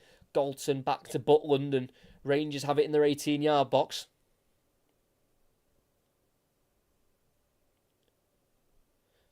Goldson. Another high ball in behind. They're going very long at the moment, Rangers. The header's not great, though, from Jensen. Forward by Cantwell to Dessers.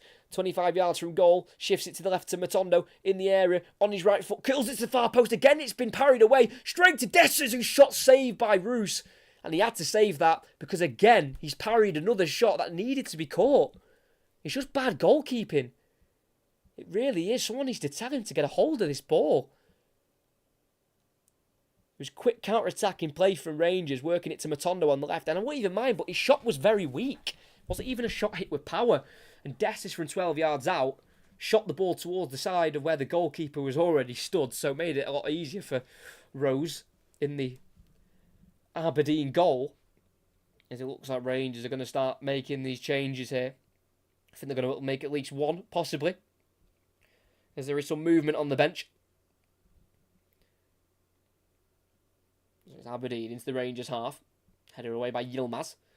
Brought down by Devlin. Around the corner by Shinnie. It's a ball for Clarkson to chase. Lundstrom will get there first in the left-back area. And he nearly kicks it out of play. Just about volleys it over his head to keep the ball in play. And it comes off McGrath last. And that'll be a Rangers throwing on the far side. Midway side their own half. Very fortunate there from Lundstrom, who was taking a few heavy touches away towards his own goal.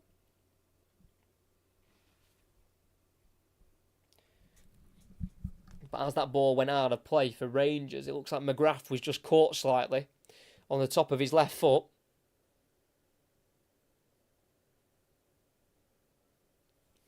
I think he's asking for some medical treatment. So this might be a little bit more serious than what Neil Warnock could have hoped for.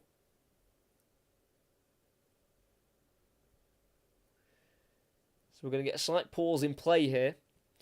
We'd have to see that challenge again. The last touch came off an Aberdeen player. There we go. McGrath backtracking. And he was caught. I think it was the way he landed. No one stood on his foot or caught him or anything. So it must have been his landing, as he slightly brought himself off the ground. Yeah, he feels a bit of pain. Yeah, I don't think he'll be able to continue. The physio is moving his foot a certain way, and he's feeling some sort of pain. So I don't know for sure he's going to come off, but it doesn't look like he's in a great deal of looks like he's in a great deal of pain at the moment. As Rangers are going to make a double change, and it's going to be the goal scorer Rabbi Matondo on that left wing to be replaced here. Doesn't look the happiest, but he's not quite worked for him in this second half, and he'll be replaced by number 16, Oscar Cortez, who's on loan from Lens from Ligue 1. So Matondo off for Cortez, and Cyril Dessers will be replaced with Fabio Silva, who bagged his first goal since joining on loan from Wolves in their last game against Livingston, who are currently bottom of the Scottish Premiership. So let's see what Fabio Silva is all about in a Rangers shirt. Mentioned it before, but he spent last season on loan at PSV and Anderlecht. He spent the first half of the season at Wolves, where he played 10 times, scoring once in August in the League Cup. McGrath is back to his feet, and he's back on the pitch, running and moving okay. Doesn't look like he's in too much discomfort. So we're back underway here. Rangers in their left-back area with Yilmaz, inside to Lundstrom, down the line towards Cortez, can't keep it in play, thrown for Aberdeen on the halfway line. As even if McGrath feels like he's okay to continue, they might make a change anyway, because it does look like they're going to bring on Dante Polvara at some point, the American midfielder, as Aberdeen go down the right-hand side. It's not been able to be kept in there by Majowski, as he was being challenged by Suter. Going to be a throw-in for Rangers with left-back Yilmaz.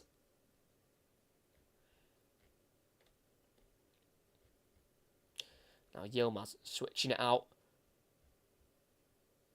to Tavernier. Down the line, looking for McCausland. Won back by Hayes, who dribbles into his own half here to keep it. Then his ball down the line is very short. Tavernier forward for Cantwell. Edge of the area. Not quite got the space to shoot, and he's on his weaker left foot at the moment. So we play ours to the left here to Cortez. Yilmaz in the final third. Onto his right foot, crosses low. Not dealt with the first time, and it's better the second time. The clearance goes a bit further. Well, as far as Lundstrom, who goes back there to Suter on the halfway line.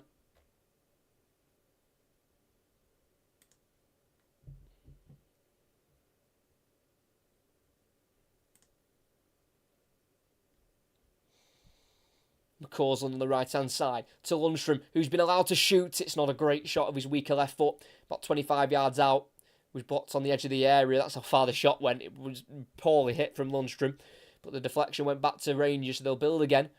Forward here to Tavernier. Lundstrom.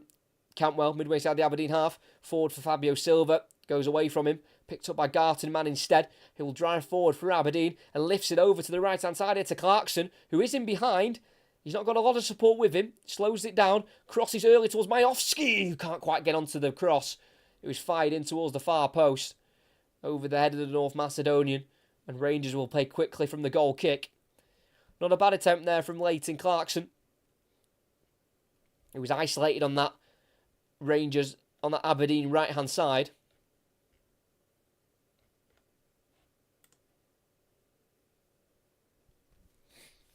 Now, Lundstrom on the halfway line. It's with Goldson, who's got just over half an hour to play. Rangers having a great deal in this second half. They've had one really big attempt. A Dessers shot saved from Roos. As they'll win a corner. Cortez down that left-hand side, forcing the block from McGrath, which has resulted in the Rangers corner on the far side. It'll be an in-swinger with the right boot of Tavernier.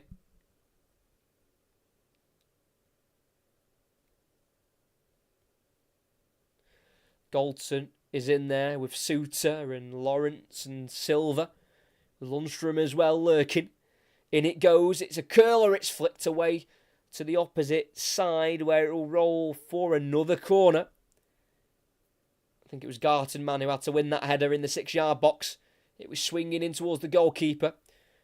Important header in the end. As we've hit the 60th minute, it's going to be another in-swinging corner with the left foot of Yilmaz. Same players in the box. Crossed in, near post. Headed away to the edge of the area where it'll drop to Clarkson. Tackled by Fabio Silva, who tries to go beyond Clarkson down the line. Cuts back and takes him on beautifully. Nice bit of skill from Silva. He has the fans off the seats as his cross is blocked by McGrath. And that'll be another corner for Rangers as the momentum is starting to swing to the home side's favour. And just something like that can really raise the energy levels of the crowd. It was such a good take on from Silva, who was going back the one way and then quickly turned and went the other way and went beyond the Aberdeen midfielder. That's another corner. Swung in, near post, flicked on by a Rangers player. Lundstrom lays it off to the edge of the area to Yilmaz, who will shoot. It's blocked. It'll roll behind again for another corner. And just like the first two corners, one was stuck on one side and then the second one fell to the opposite side. And there'll be a corner on the near side, and as the block was made for the shot, I think it hit Devlin in the private area.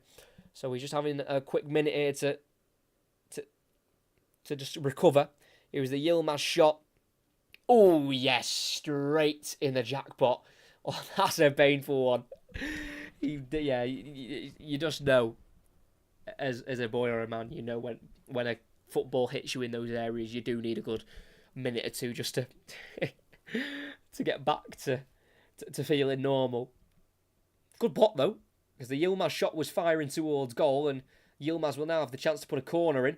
In it goes, in swinger, flicked away and then volleyed by Clarkson on the edge of the box. It was needed because McCausland was coming on towards that ball. So thrown for Rangers on the far side, taken quickly to Lundstrom. Now with Tavernier, who will switch out to the opposite flank, looking for Yilmaz. Header won by Hayes and kept in on halfway there by Cantwell on this near side as he'll bring it forward. Aberdeen still sat quite deep in their own half. Yilmaz tries to play a ball through there towards Tavernier, intercepted well but drops to Cantwell. He gets away from two Aberdeen players. And then out to the right to McCausland, running out of room on this near side.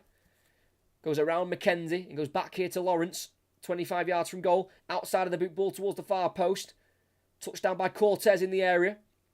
Lays it off for Yilmaz, who will cross it, headed away by Aberdeen. It'll be kept alive here for Rangers through McCausland. Touches it away from Barron. Passes it to Lawrence. It's now to Tavernier, edge of the area. He'll cross it towards Fabio Silva. Header won. Lawrence with the shot. It's blocked. Drops to Cortez outside the area. 1-0 McGarton man goes on the outside. Tries to get back onto his right foot. Kept in right next to the corner flag. Goes back to Yilmaz. First time cross. Flicked on by Silva. And it's wide of the post. Aiming to the far corner. Couldn't quite get it on target there, Fabio Silva. But the cross was worked in well there by Yilmaz. As it was Cortez who kept it in right next to the corner flag. It looked like he was running out of room, but he kept it in well there, the Colombian winger. Who only joined Lens in the summer of this season. Joined from Millonarios in Colombia for £4 million, but then he's been shipped out on loan to Rangers for the rest of the season, and they've got an option to buy him if they want. It's the goal kick. He's headed forward by Suter. That is a thumping header, that. Chased down by Fabio Silva, seen behind for a throw for Aberdeen in their right back position, midway inside their own half by Gartenman, and I think he'll let Devlin take the throw in.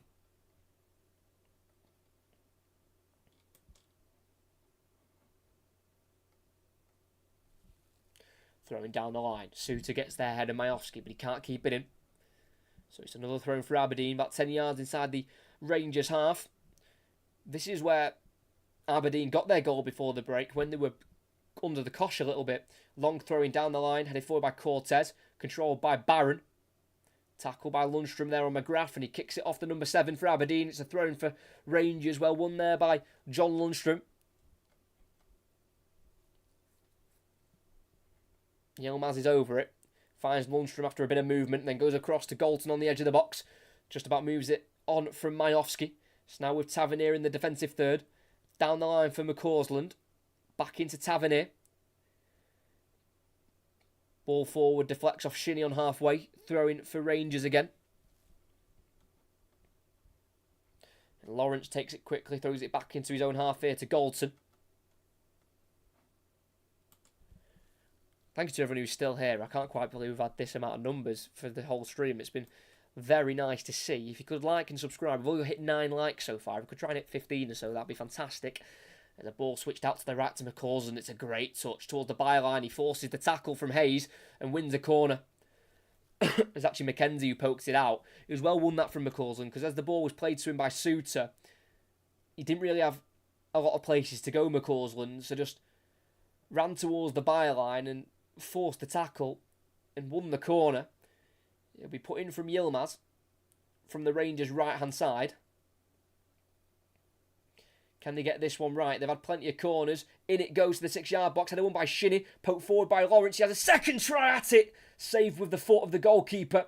Deflects out to the edge of the area to Cantwell, who's one-on-one with Barron. Needs to try and get it back in the box if possible, because they've still got the centre-halves up there. Lundstrom's pass is poor. Blocked off by McGrath. Played forward to Clarkson, who now finds Shinnie.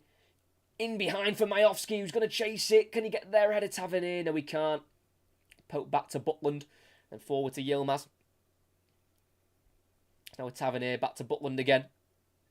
Out to the right back of Tavernier. Forward to Lundstrom, midway side his own half. He was being pressed by Barron, but he can shift it quickly to his left to Suter. So now with Yilmaz again on halfway. Forward for Cantwell. Out to the left to Yilmaz. Cantwell again, just dropping deeper in the midfield for the ball, trying to make things happen for the home side. Here he is again, 25 yards from goal, to the left-hand side of the box, tackled strongly. Goes as far as Yilmaz. Lifts it in behind, down that left channel for Cantwell. Back into Cortez. Back down the line for Cantwell, bit of space here to run into and square it towards McCausland. Tackle, but the loose ball drops to Lundstrom. To his right to Lawrence. He's got Shinnie right in front of him, so can't work a shot yet. Drifts out to the right-hand side. Lays it off for Tavernier on the edge of the area. Back out to Lawrence. Everything to his left. He'll cross it with his left. It's a deeper ball in towards Cortez, who heads it forward and into the hands of Keller Roos. As Rangers still knock at the door, but they're getting no answer at the moment. Good save there, force from Keller Rose. As Lawrence's first shot didn't really go far, but it dropped back to him. And his shot was, in fairness, it was straight down the middle, so it's a save you'd expect the goalkeeper to make. If he'd put that more toward the bottom left corner, then Lawrence may have been wheeling away in celebration. As the goalkeeper sends it long, headed forward by Goldson, and out for a throw-in for Aberdeen on the far side. Richard Robertson, great work, mate. Rich here in Pilbara, West Australia. That is just, I just find that crazy. Some of the places people watch this channel from. It's great. It amazes me how we get people from all over the world watching the live stream. As we'll eventually get that change I was talking about before. I mentioned how it looks like Dante Polvara was getting stripped off and ready to come on. He's going to replace the 36-year-old of Johnny Hayes. So they are losing experience, but they're going to bring on a bit more youth and a bit more energy in Dante Polvara, the 23-year-old American, who was at New York City FC for 3 years between 2016 and 2019, but left Georgetown for Aberdeen in January 2022. Did spend a bit of last season on loan in America in the second tier, so he did spend a bit of time back home before returning now to Aberdeen, where he's played 28 games now this season. As they're throwing down the line for Clarkson. Low ball to the near post where Galton has to clear it. Kept in by Cortez in the left-back position, who loses out to Clarkson. And it goes into the box for Majowski. Back to goal. Polvara to his left to Shinnie. From afar will strike, and it's just always rising, and it's sky high over the crossbar. And it's a goal kick for Rangers, taken quickly. Good pass forward, that to Lundstrom. Straight in between Majowski and Clarkson. Feeds it out to the right to Tavernier. Down the line for McCausland on halfway. Back into Tavernier. Not got many options where he can't see red shirt, so goes across to the left here to Suter in the centre circle. Dominican Republic. Where is everyone from? I am interested to know where you're all from. If you'd like to comment in the chat, that would be appreciated. I was just interested to see where everyone is in the world. It's Cantwell on the edge of the box, but there's so many Aberdeen bodies in the area. It's hard to get through. Silva, pass, intercept straight to Cantwell, who can keep it alive here. Finding Silva. Out to the right to McCausland. Keeps the ball away from McKenzie. 1-2 with Silva. It's now with Lawrence, who's a little bit deeper, and he can work across to the far post. And it's easily caught by the goalkeeper because there was no Rangers players making a run at the far post. With 20 minutes to go, still 1-1 here at Ibrox, and Philippe Clement is showing a frustrated figure on the touchline for the Jers. Flicked on with a long kick, header met by Goldson, kept in by Suter, nodded down by Shinnie towards Barron, who kicks it forward for Aberdeen in behind, nowhere near a player in red and gold, and it goes straight into the gloves of Butland. And it's now with Tavernier at right back, who is joint top goal scorer in the league for Rangers this season alongside Seema, who's out at the moment injured, which is a big blow for Rangers because Abdullah Seema has been superb on his loan here from Brighton. Suter, big switch out to the right. It's audacious and it doesn't come off. Could outmine McKenzie on the edge of the area. Forward down the line here to McGrath. Still in his own half. Squares it to his right to Barron. Switches on. Looking for Paul Vara. Headed away by Yilmaz instead. To Cortez on halfway. Coming across the pitch here to the right hand side. Finding Lawrence. Tavernier inside to Cortez. Tackled well by Shinnie. It's now back with Aberdeen. With McKenzie lifting it down the line. Headed away by Galton. Controlled by Lawrence. Silva will take over midway side the Aberdeen half. Trying to get beyond one player. It deflects through for Lawrence, who will let fly from afar. Save, but the rebound's tucked in. It's Todd Cantwell on the score sheet again. All 5 of his goals this season now in the league have come in his last 7 games. He's hitting form when Rangers need him to do it most. On his 50th appearance for the club, he scores his 12th goal. And once again, Rangers have scored after a save from the goalkeeper. Silva was tackled by Gartenman and the loose ball dropped to Lawrence, who first time, 25 yards out, struck it with power and fairness. But once again, the goalkeeper, Kelleros, could not parry it away from danger. He parried it straight in front of himself to Cantwell, who got there ahead of any defenders, ahead of the goalkeeper, who was still getting back up from the original save. He slotted it under the goalkeeper into the bottom right corner. It's an important goal. It's one that they've had to wait for, but it's eventually come with 18 minutes to play. And here at Ibrox, it's Rangers 2, Aberdeen 1. And after so much hard work for the away side, it's all come undone again. After the goalkeeper couldn't parry the ball clear away from goal, he parried it straight in front of Cantwell, who latched onto it and accepted that invite to have the shot at goal from only around 6 yards out, right at the near post. And Rangers and Ibrox are bouncing at the moment. Basque Country, that's another crazy place. Yeah, I'll have to check the analytics after this. Because I can see where people watch from. But it's just nice to hear from the people who are actually from those countries. As it is Rangers 2, Aberdeen 1. Rangers go level on points with Celtic, but Celtic still remain top on goal difference. But the goal difference is only 1. So it is very close as it's McKenzie charging down the Aberdeen left. Slide tackle from McCausland. Last touch off McKenzie. Throw in for Rangers. Well won there from Ross McCausland.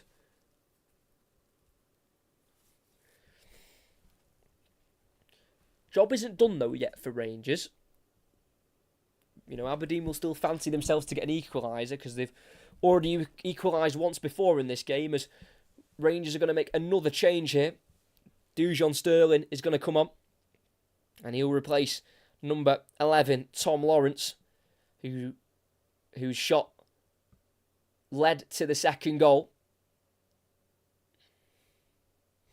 It was a very powerful shot from Lawrence. It was more one of frustration, it felt like. He absolutely blasted it towards goal. And then the save fell straight to Cantwell. So Lawrence off for Sterling. Bit more of a defensive mind in that midfield, as that's what Philippe Clement has made Dujon Sterling. He was a right back, but he's converted into a central midfielder this season since coming in October.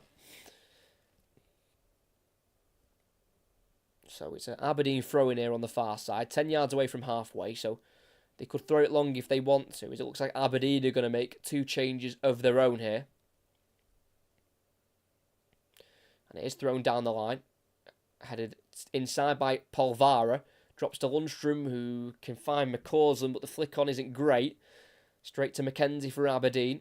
It's now with McGrath. Goes back to the Rangers goal and goes into his own half here with Jensen. Back once more to the edge of the box. To the goalkeeper, Rose. Gartenman lifts it down the right-hand side. Controlled well by Polvara. Gets there ahead of Yilmaz. Finds Majowski in the area. Tight angle. Pulls it across. It comes off Suter. And the offside flag goes up as Polvara played it through for Majowski. He just timed his run slightly late.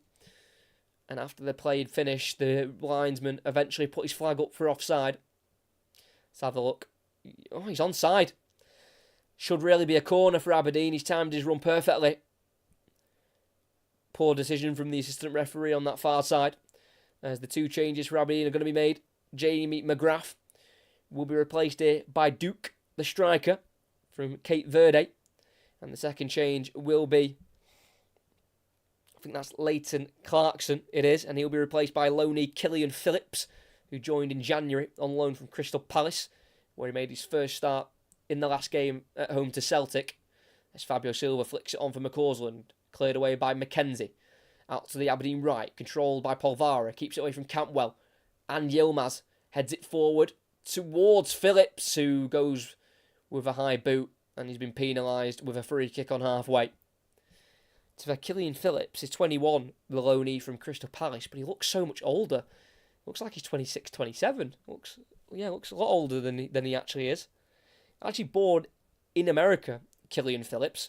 Born in San Diego, but moved to Dublin, Ireland as a child, so he does go under Irish citizenship. It's Rangers attacking down the left. Yilmaz away from Polvara. Pokes it through for Silva in the area. Towards the byline on the angle. Back to goal. Got Jensen closest to him. Turns. Can't work across with his left foot. Keeps the ball with Yilmaz. Who's got Polvara following him all the way. Goes back here into Suter, who is in the Aberdeen half himself. Into the midfield for Sterling. Out to the right wing here for McCausland. Inside to Tavernier, back out to the right to McCausland. He's got runs made ahead of him. Finds Sterling down the line, who chops beyond Barron, who gets none of the ball. And that'll be a free kick for Rangers outside the area on the right-hand side. Well won there from Dujon Sterling. I am certain he got none of the ball there. Barron, as he slid in, got none of the ball, and just with his backside, he actually caught the toe of Sterling. That's what made him fall to the ground.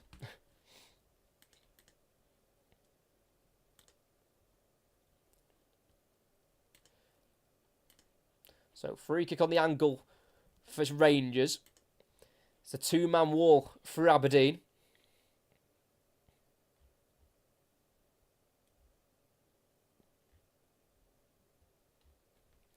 So it's the left foot of Yilmaz or the right foot of Tavernier. You feel like a third goal would kill this one.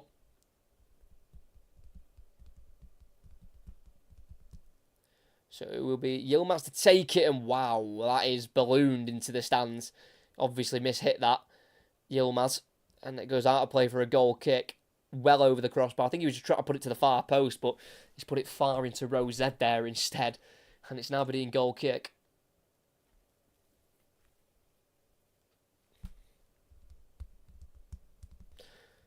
And that's launched forward towards Duke for Aberdeen. It comes off Tavernier, but he will drop to Duke, who is then slide tackled fairly by Tavernier. Throwing for Aberdeen. 11 minutes of the 90 to play here at Ibrox.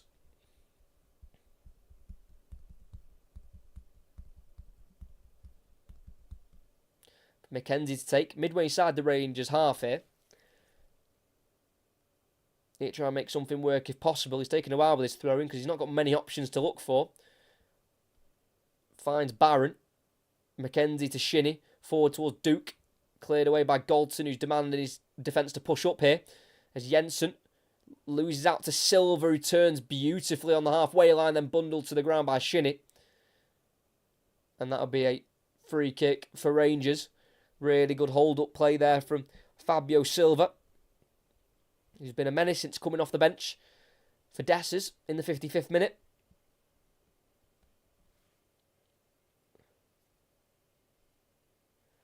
10 minutes to play of the 90 plus added on time. It's still Rangers 2, Aberdeen 1. The current match winner is Todd Cantwell on his 50th Rangers appearance.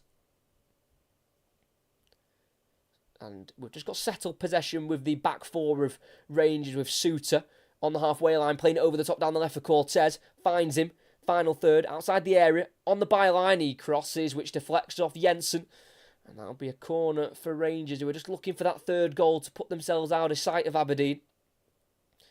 Because the Aberdeen equaliser to make it 1-1 was scored exactly on the 45th minute. So Aberdeen won't give up until that final whistle is blown. But on the far side, it looks like it's going to be James Tavernier to go over to take.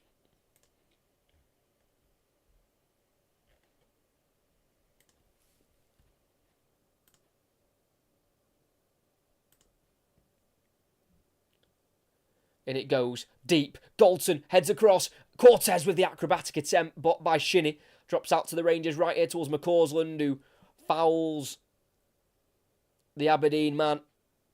And that'll be a free kick for Aberdeen in the left-back position, won by Nicky Devlin.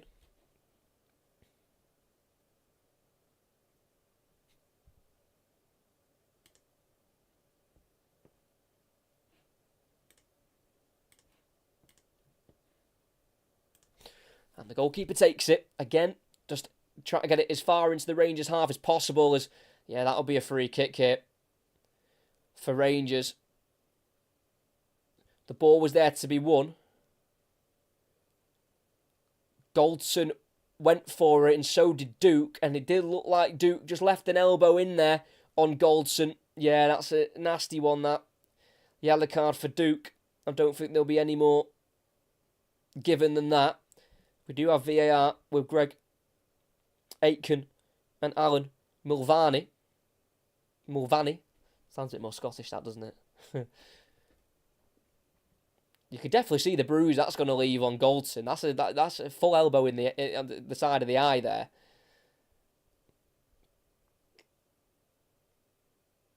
But he will be okay to continue. So we're going to get back underway with Rangers, playing it across to John Suter on the edge of the 18-yard box.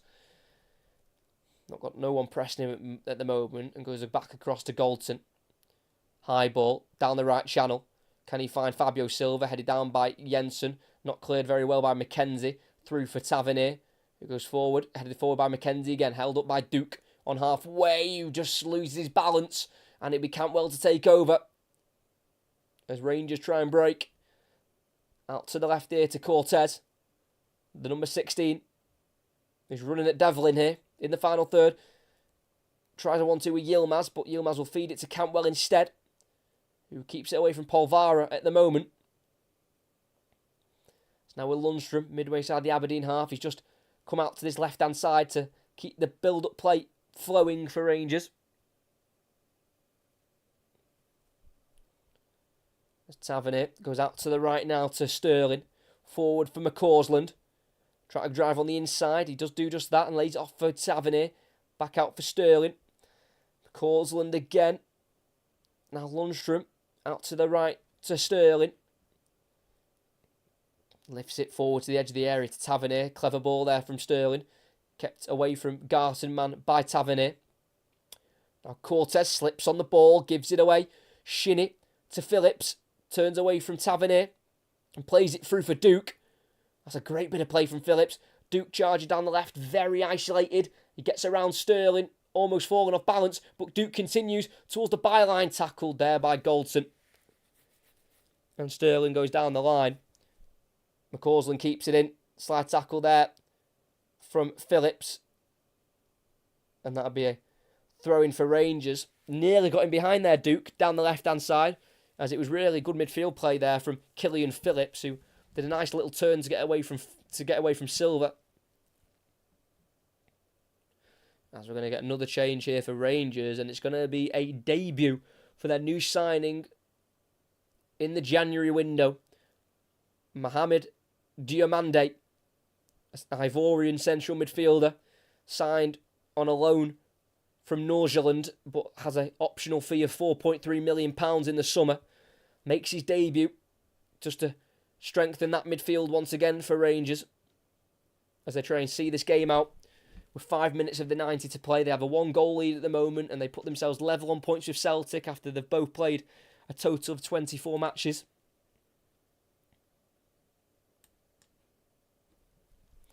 But it's Rangers who are currently in the possession of the ball. With their right back Tavernier inside their own half at the moment. Forward into the Aberdeen half to McCausland. Diamande. First few touches in a Rangers shirt. Now with Lundstrom in the centre circle. Out to the left to Suter. Down the line for Cortez. Yilmaz making a run down the flank. And he keeps it in as he finds him. Yilmaz gets away from one Aberdeen player and then puts a cross in. Not dealt with very well by Gartenman. Edge of the area. Dujon Sterling moves it away from Duke to Tavernier. It's now McCausland. Everything to his left. Inside for Tavernier. On the corner of the box. On the right-hand side. Feeds it back to McCausland. Well kept here for Rangers. Killing the clock down. And keeping the ball in the Aberdeen half. Who have just got to be patient. McCausland away from Polvara. Tackled by Barron. Forward towards Majowski. Beats Sterling to it. But then tackled by Tavernier. Diamande. To McCausland again. Takes on Mackenzie. McCausland. Edge of the area. Squares it for Diamande. His pass is intercepted. And Aberdeen work it to the left here to Shinnie. Finds Duke. Back into Shinnie. Forward first time. Chested down by Phillips. He keeps it away from Lundstrom. Counter-attack could be on here. Phillips has got Duke to his left. Finds him. Enters the box on the left-hand side. Crosses low. Majowski flicks towards goal but can't generate any power. Straight into the hands of Butland. Just went behind Majowski, so he tried to just flick it with his left foot, but couldn't generate any power on it. No bother for Butland at all. But it does show that Aberdeen can still get forward and possibly score an equalize. This game is far from done. Rangers do have to be careful. Sterling, that's a heavy challenge on Mackenzie. Could we see a red card here? Oh, yes, we do. The substitute Dujon Sterling has just made this Rangers job 10 times harder to see the 3 points through. He went flying in on the halfway line on Jack Mackenzie. And Dujon Sterling has seen red.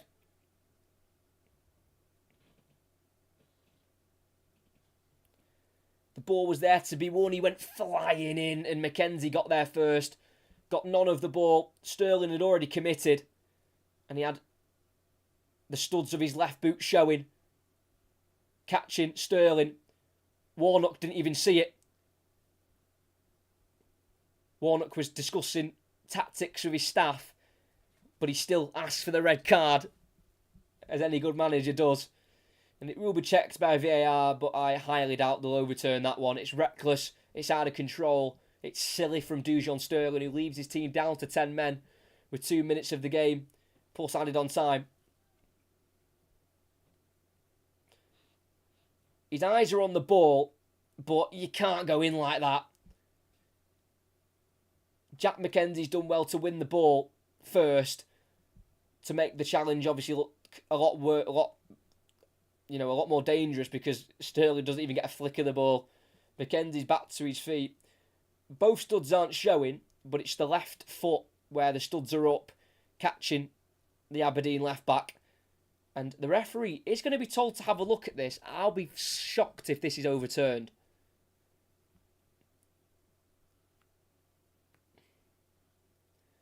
So, Greg Aitken in VAR is advising the referee to have a look at it.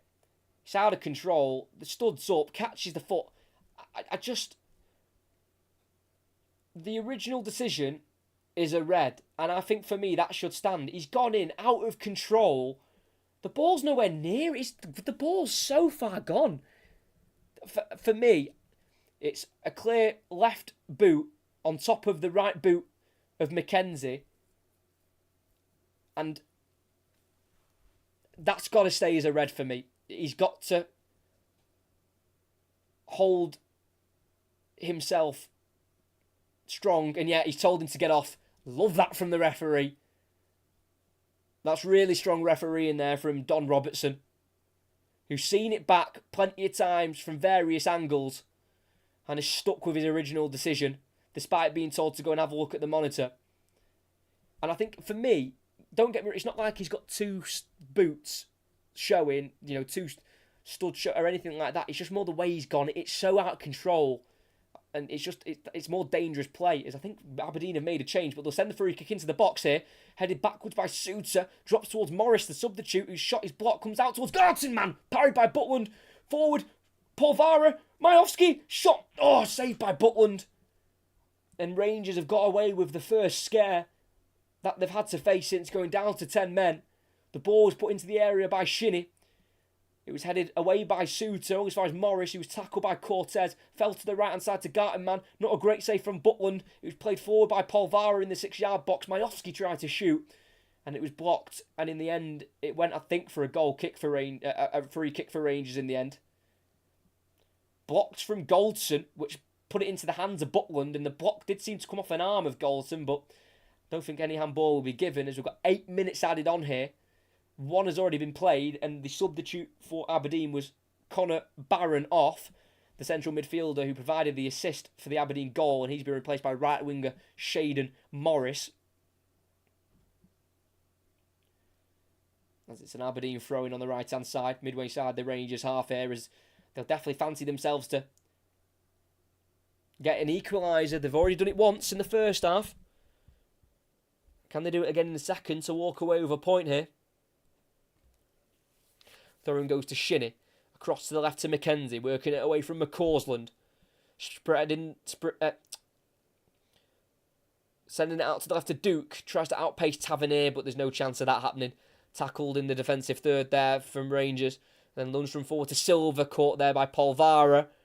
And the play will be pulled back for a free kick. That'll be a yellow card for the American. Just got to try and keep their calm if possible here. Aberdeen, because they've got the man advantage, and when they lose the ball, they don't want to panic and hurry too much to win it back, because they don't want to be giving away cheap fouls where then Rangers can slow the game down. They want the game to be flowing as much as possible.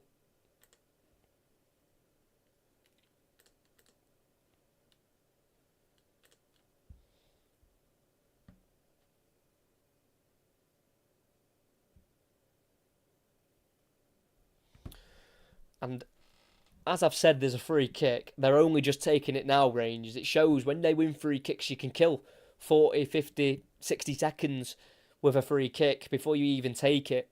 So they've got to try and stay on the feet if possible, Aberdeen. Butland sends it long, edge of the box. Header won by Jensen. And it's now 1-2 between Polvara and Morris, who can spread the pitch here on the right-hand side, being followed by Diamande, who gets the touch out for a throw-in. The fans believe that should have been a Rangers throw-in, but it's a ball for Aberdeen. Played forward by Gartenman, and as he played it forward, he loses it to Cortez. Down the line for Silva. 3-on-2 here. Silva got Cortez to his right. Silva will go on his own, on his left foot. Wants it towards the bottom right corner, but he drags it wide. He possibly should have played the pass back to Cortez, who started the attack down the line to Silva, whose only idea, I think, was to get the shot on at goal. He ran at Jensen, went around him to his left, and then with his left foot, he pulled it wide to the bottom right corner. And it stays 2-1 to Rangers, who are down to 10 men at the moment. Dujon Sterling, the substitute, sent off in around the 88th minute. As Fabio Silva heads it into the air on the halfway line. Then headed forward by McCausland. Away then by Gartenman. Header won by Suter. Volleyed by Gartenman out wide right to Morris. Behind Devlin, who slips, and Lundstrom can take it away. Charging down the left-hand side into the final third. Polvara is following him, who kicks it out of play for a throw-in, and Lundstrom are getting the fans going here, as they are under 4 minutes away to a very important 3 points. They're taking it with Yilmaz. Going towards the corner flag. Got Devlin on his back. Yilmaz with it. Shielding it well. Last touch off Polvara again. Another throw-in for Rangers as they are in this corner at the moment. There's Philippe Clement, the Rangers head coach, in discussion at the moment with fourth official Colin Stephen. Not quite sure what he's talking to the fourth official about. As Yilmaz's touch. Oh, it's actually a last touch off Morris, not Yilmaz. And it'll be a corner on the far side for Rangers. As they're showing this block again from Goldson in the last little bit of mayhem in the Rangers box straight after the red card. It was the Majowski shot. Goldson put his body on the line. For me, it's not a handball. It's too close, and he's not exactly gone with his hand. As the corner goes short here to Silva. Yilmaz again shielding it in the corner flag. Loses it to Gartenmann, who kicks it off Silva, who keeps it in. And he avoids the goal kick. Yilmaz comes off Polvara and through to the goalkeeper.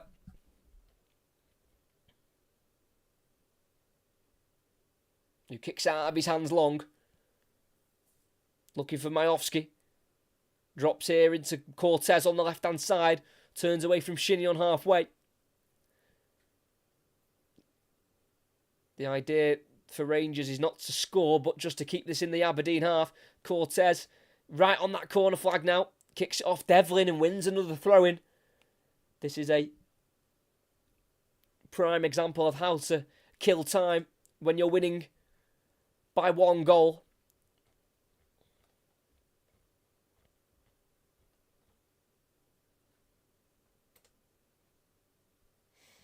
Yilmaz will take his time with his throw-in. So they've got less than 2 minutes to play. Finds Cortez, back to Yilmaz, who will shield the ball. And the last touch comes off Yilmaz as he tries to kick it off Devlin. And that'll be a goal kick for the away side, who could have a chance of getting an equaliser to take a point away from Ibrox. They drew against Rangers last time they played them in the league at home. As Jensen sends it forward, it's a long ball towards no one in red, but the Goldson clearance is miscued. Straight out of play for a throw-in for Aberdeen. Midway side the Rangers half on this near side. It's going to be Richard Jensen to throw this as far as possible in towards the 18-yard box.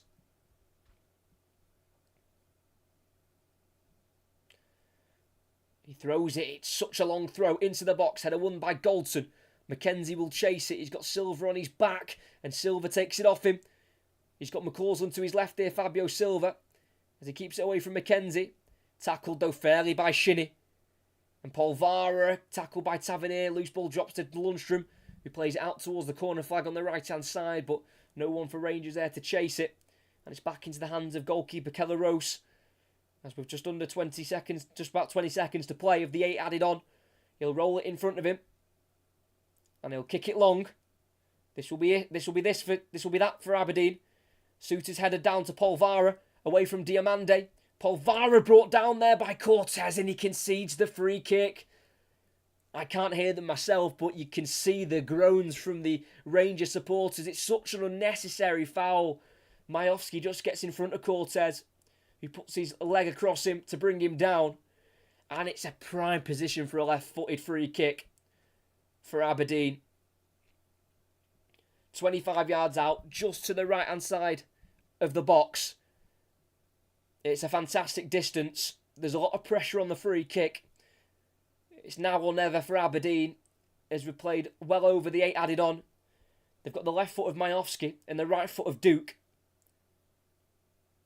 Which of these Aberdeen players could write themselves as a hero at Ibrox here? The referee's setting up the wall. Plenty of conversation between Majowski and Duke, because they've got to get this free kick right.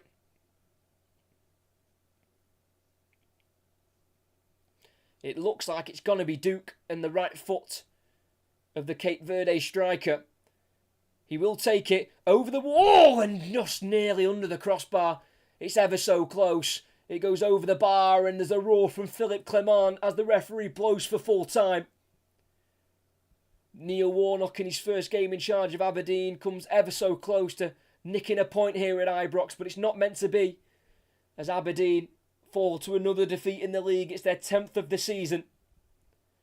But for Rangers, it's 3 points, which puts them level on points with Celtic after both teams have played 23 games. They had to be patient. But eventually, their patience was rewarded with 2 quite fortunate goals. But they will not care at all, as this title race is well and truly on here in the Scottish Premiership. Celtic have won the last 2 league titles. They won't want them to make it 3 in a row. And the Old Firm derbies, which are going to be coming up at the end of this season, are going to be some of the biggest we've had in a long time. For Aberdeen, though, their disastrous season continues low down in the table.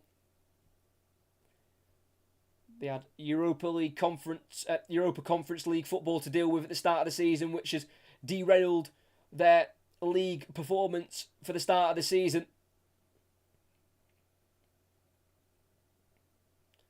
But maybe under Neil Warnock they can get back on track. They definitely showed signs of what they can do defensively.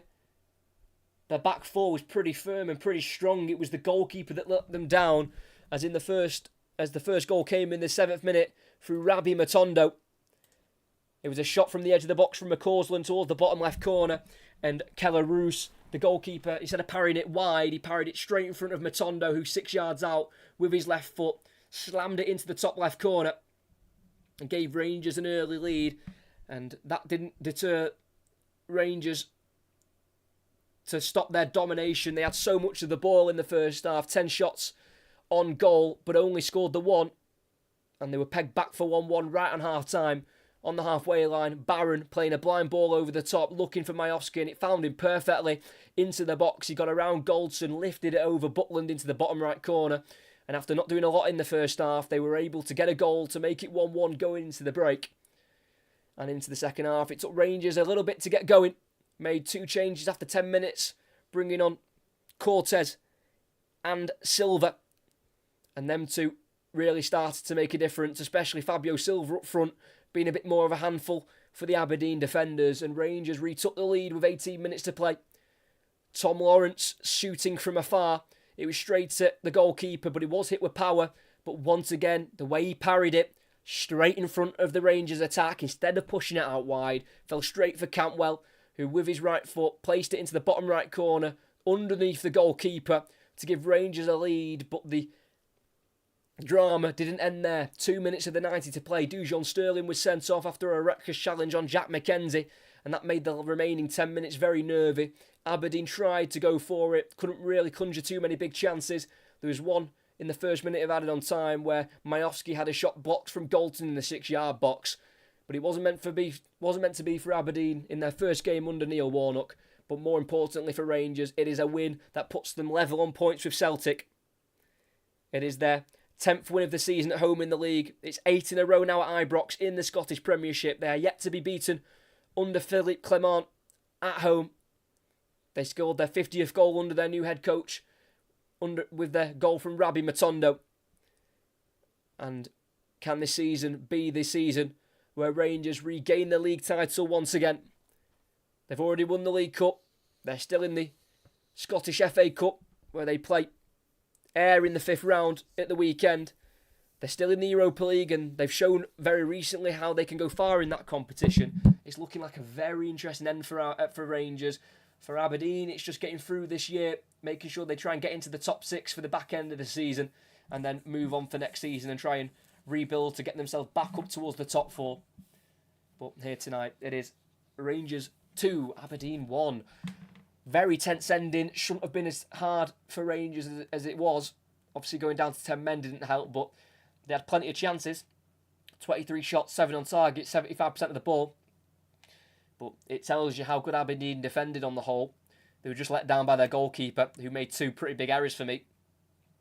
And I know how Neil Warnock can be quite harsh and quite ruthless, so it wouldn't surprise me if Keller Roos is dropped for the next game for Aberdeen. He might be dropped anyway because they're playing Bonnyrigg Rose in the Cup at home, so they might give the backup goalkeeper Duhan a chance. But they just limited Rangers to not many big chances, and the main chances came from the shots being parried straight in front of the attackers. And Aberdeen will be frustrated they've not took anything away from that game after limiting Rangers to not many big chances in the end. But thanks to everyone who was here for the whole stream, who watched this live commentary. Make sure you like and subscribe before you go. Next commentary coming tomorrow at 8 o'clock, Wednesday night. Aston Villa taking on Chelsea in the FA Cup 4th round. But here tonight from Ibrox, it is a game which puts Rangers back on level points with Celtic. And like I say, make sure you like and subscribe if you haven't already. Make sure you're here tomorrow for the next stream. We've got 2 on Sunday as well. Coventry Millwall in the Championship at 12, and then Aston Villa Manchester United in the Premier League at 4:30. But here at Ibrox, it is a result which is important for Rangers. It puts them level on points with Celtic. Aberdeen in their first game under Neil Warnock. It wasn't meant to be for the 3 points or even the points itself, but there is positives to take. But it is Rangers who take the 3 points here at Ibrox. It finishes Rangers 2, Aberdeen 1.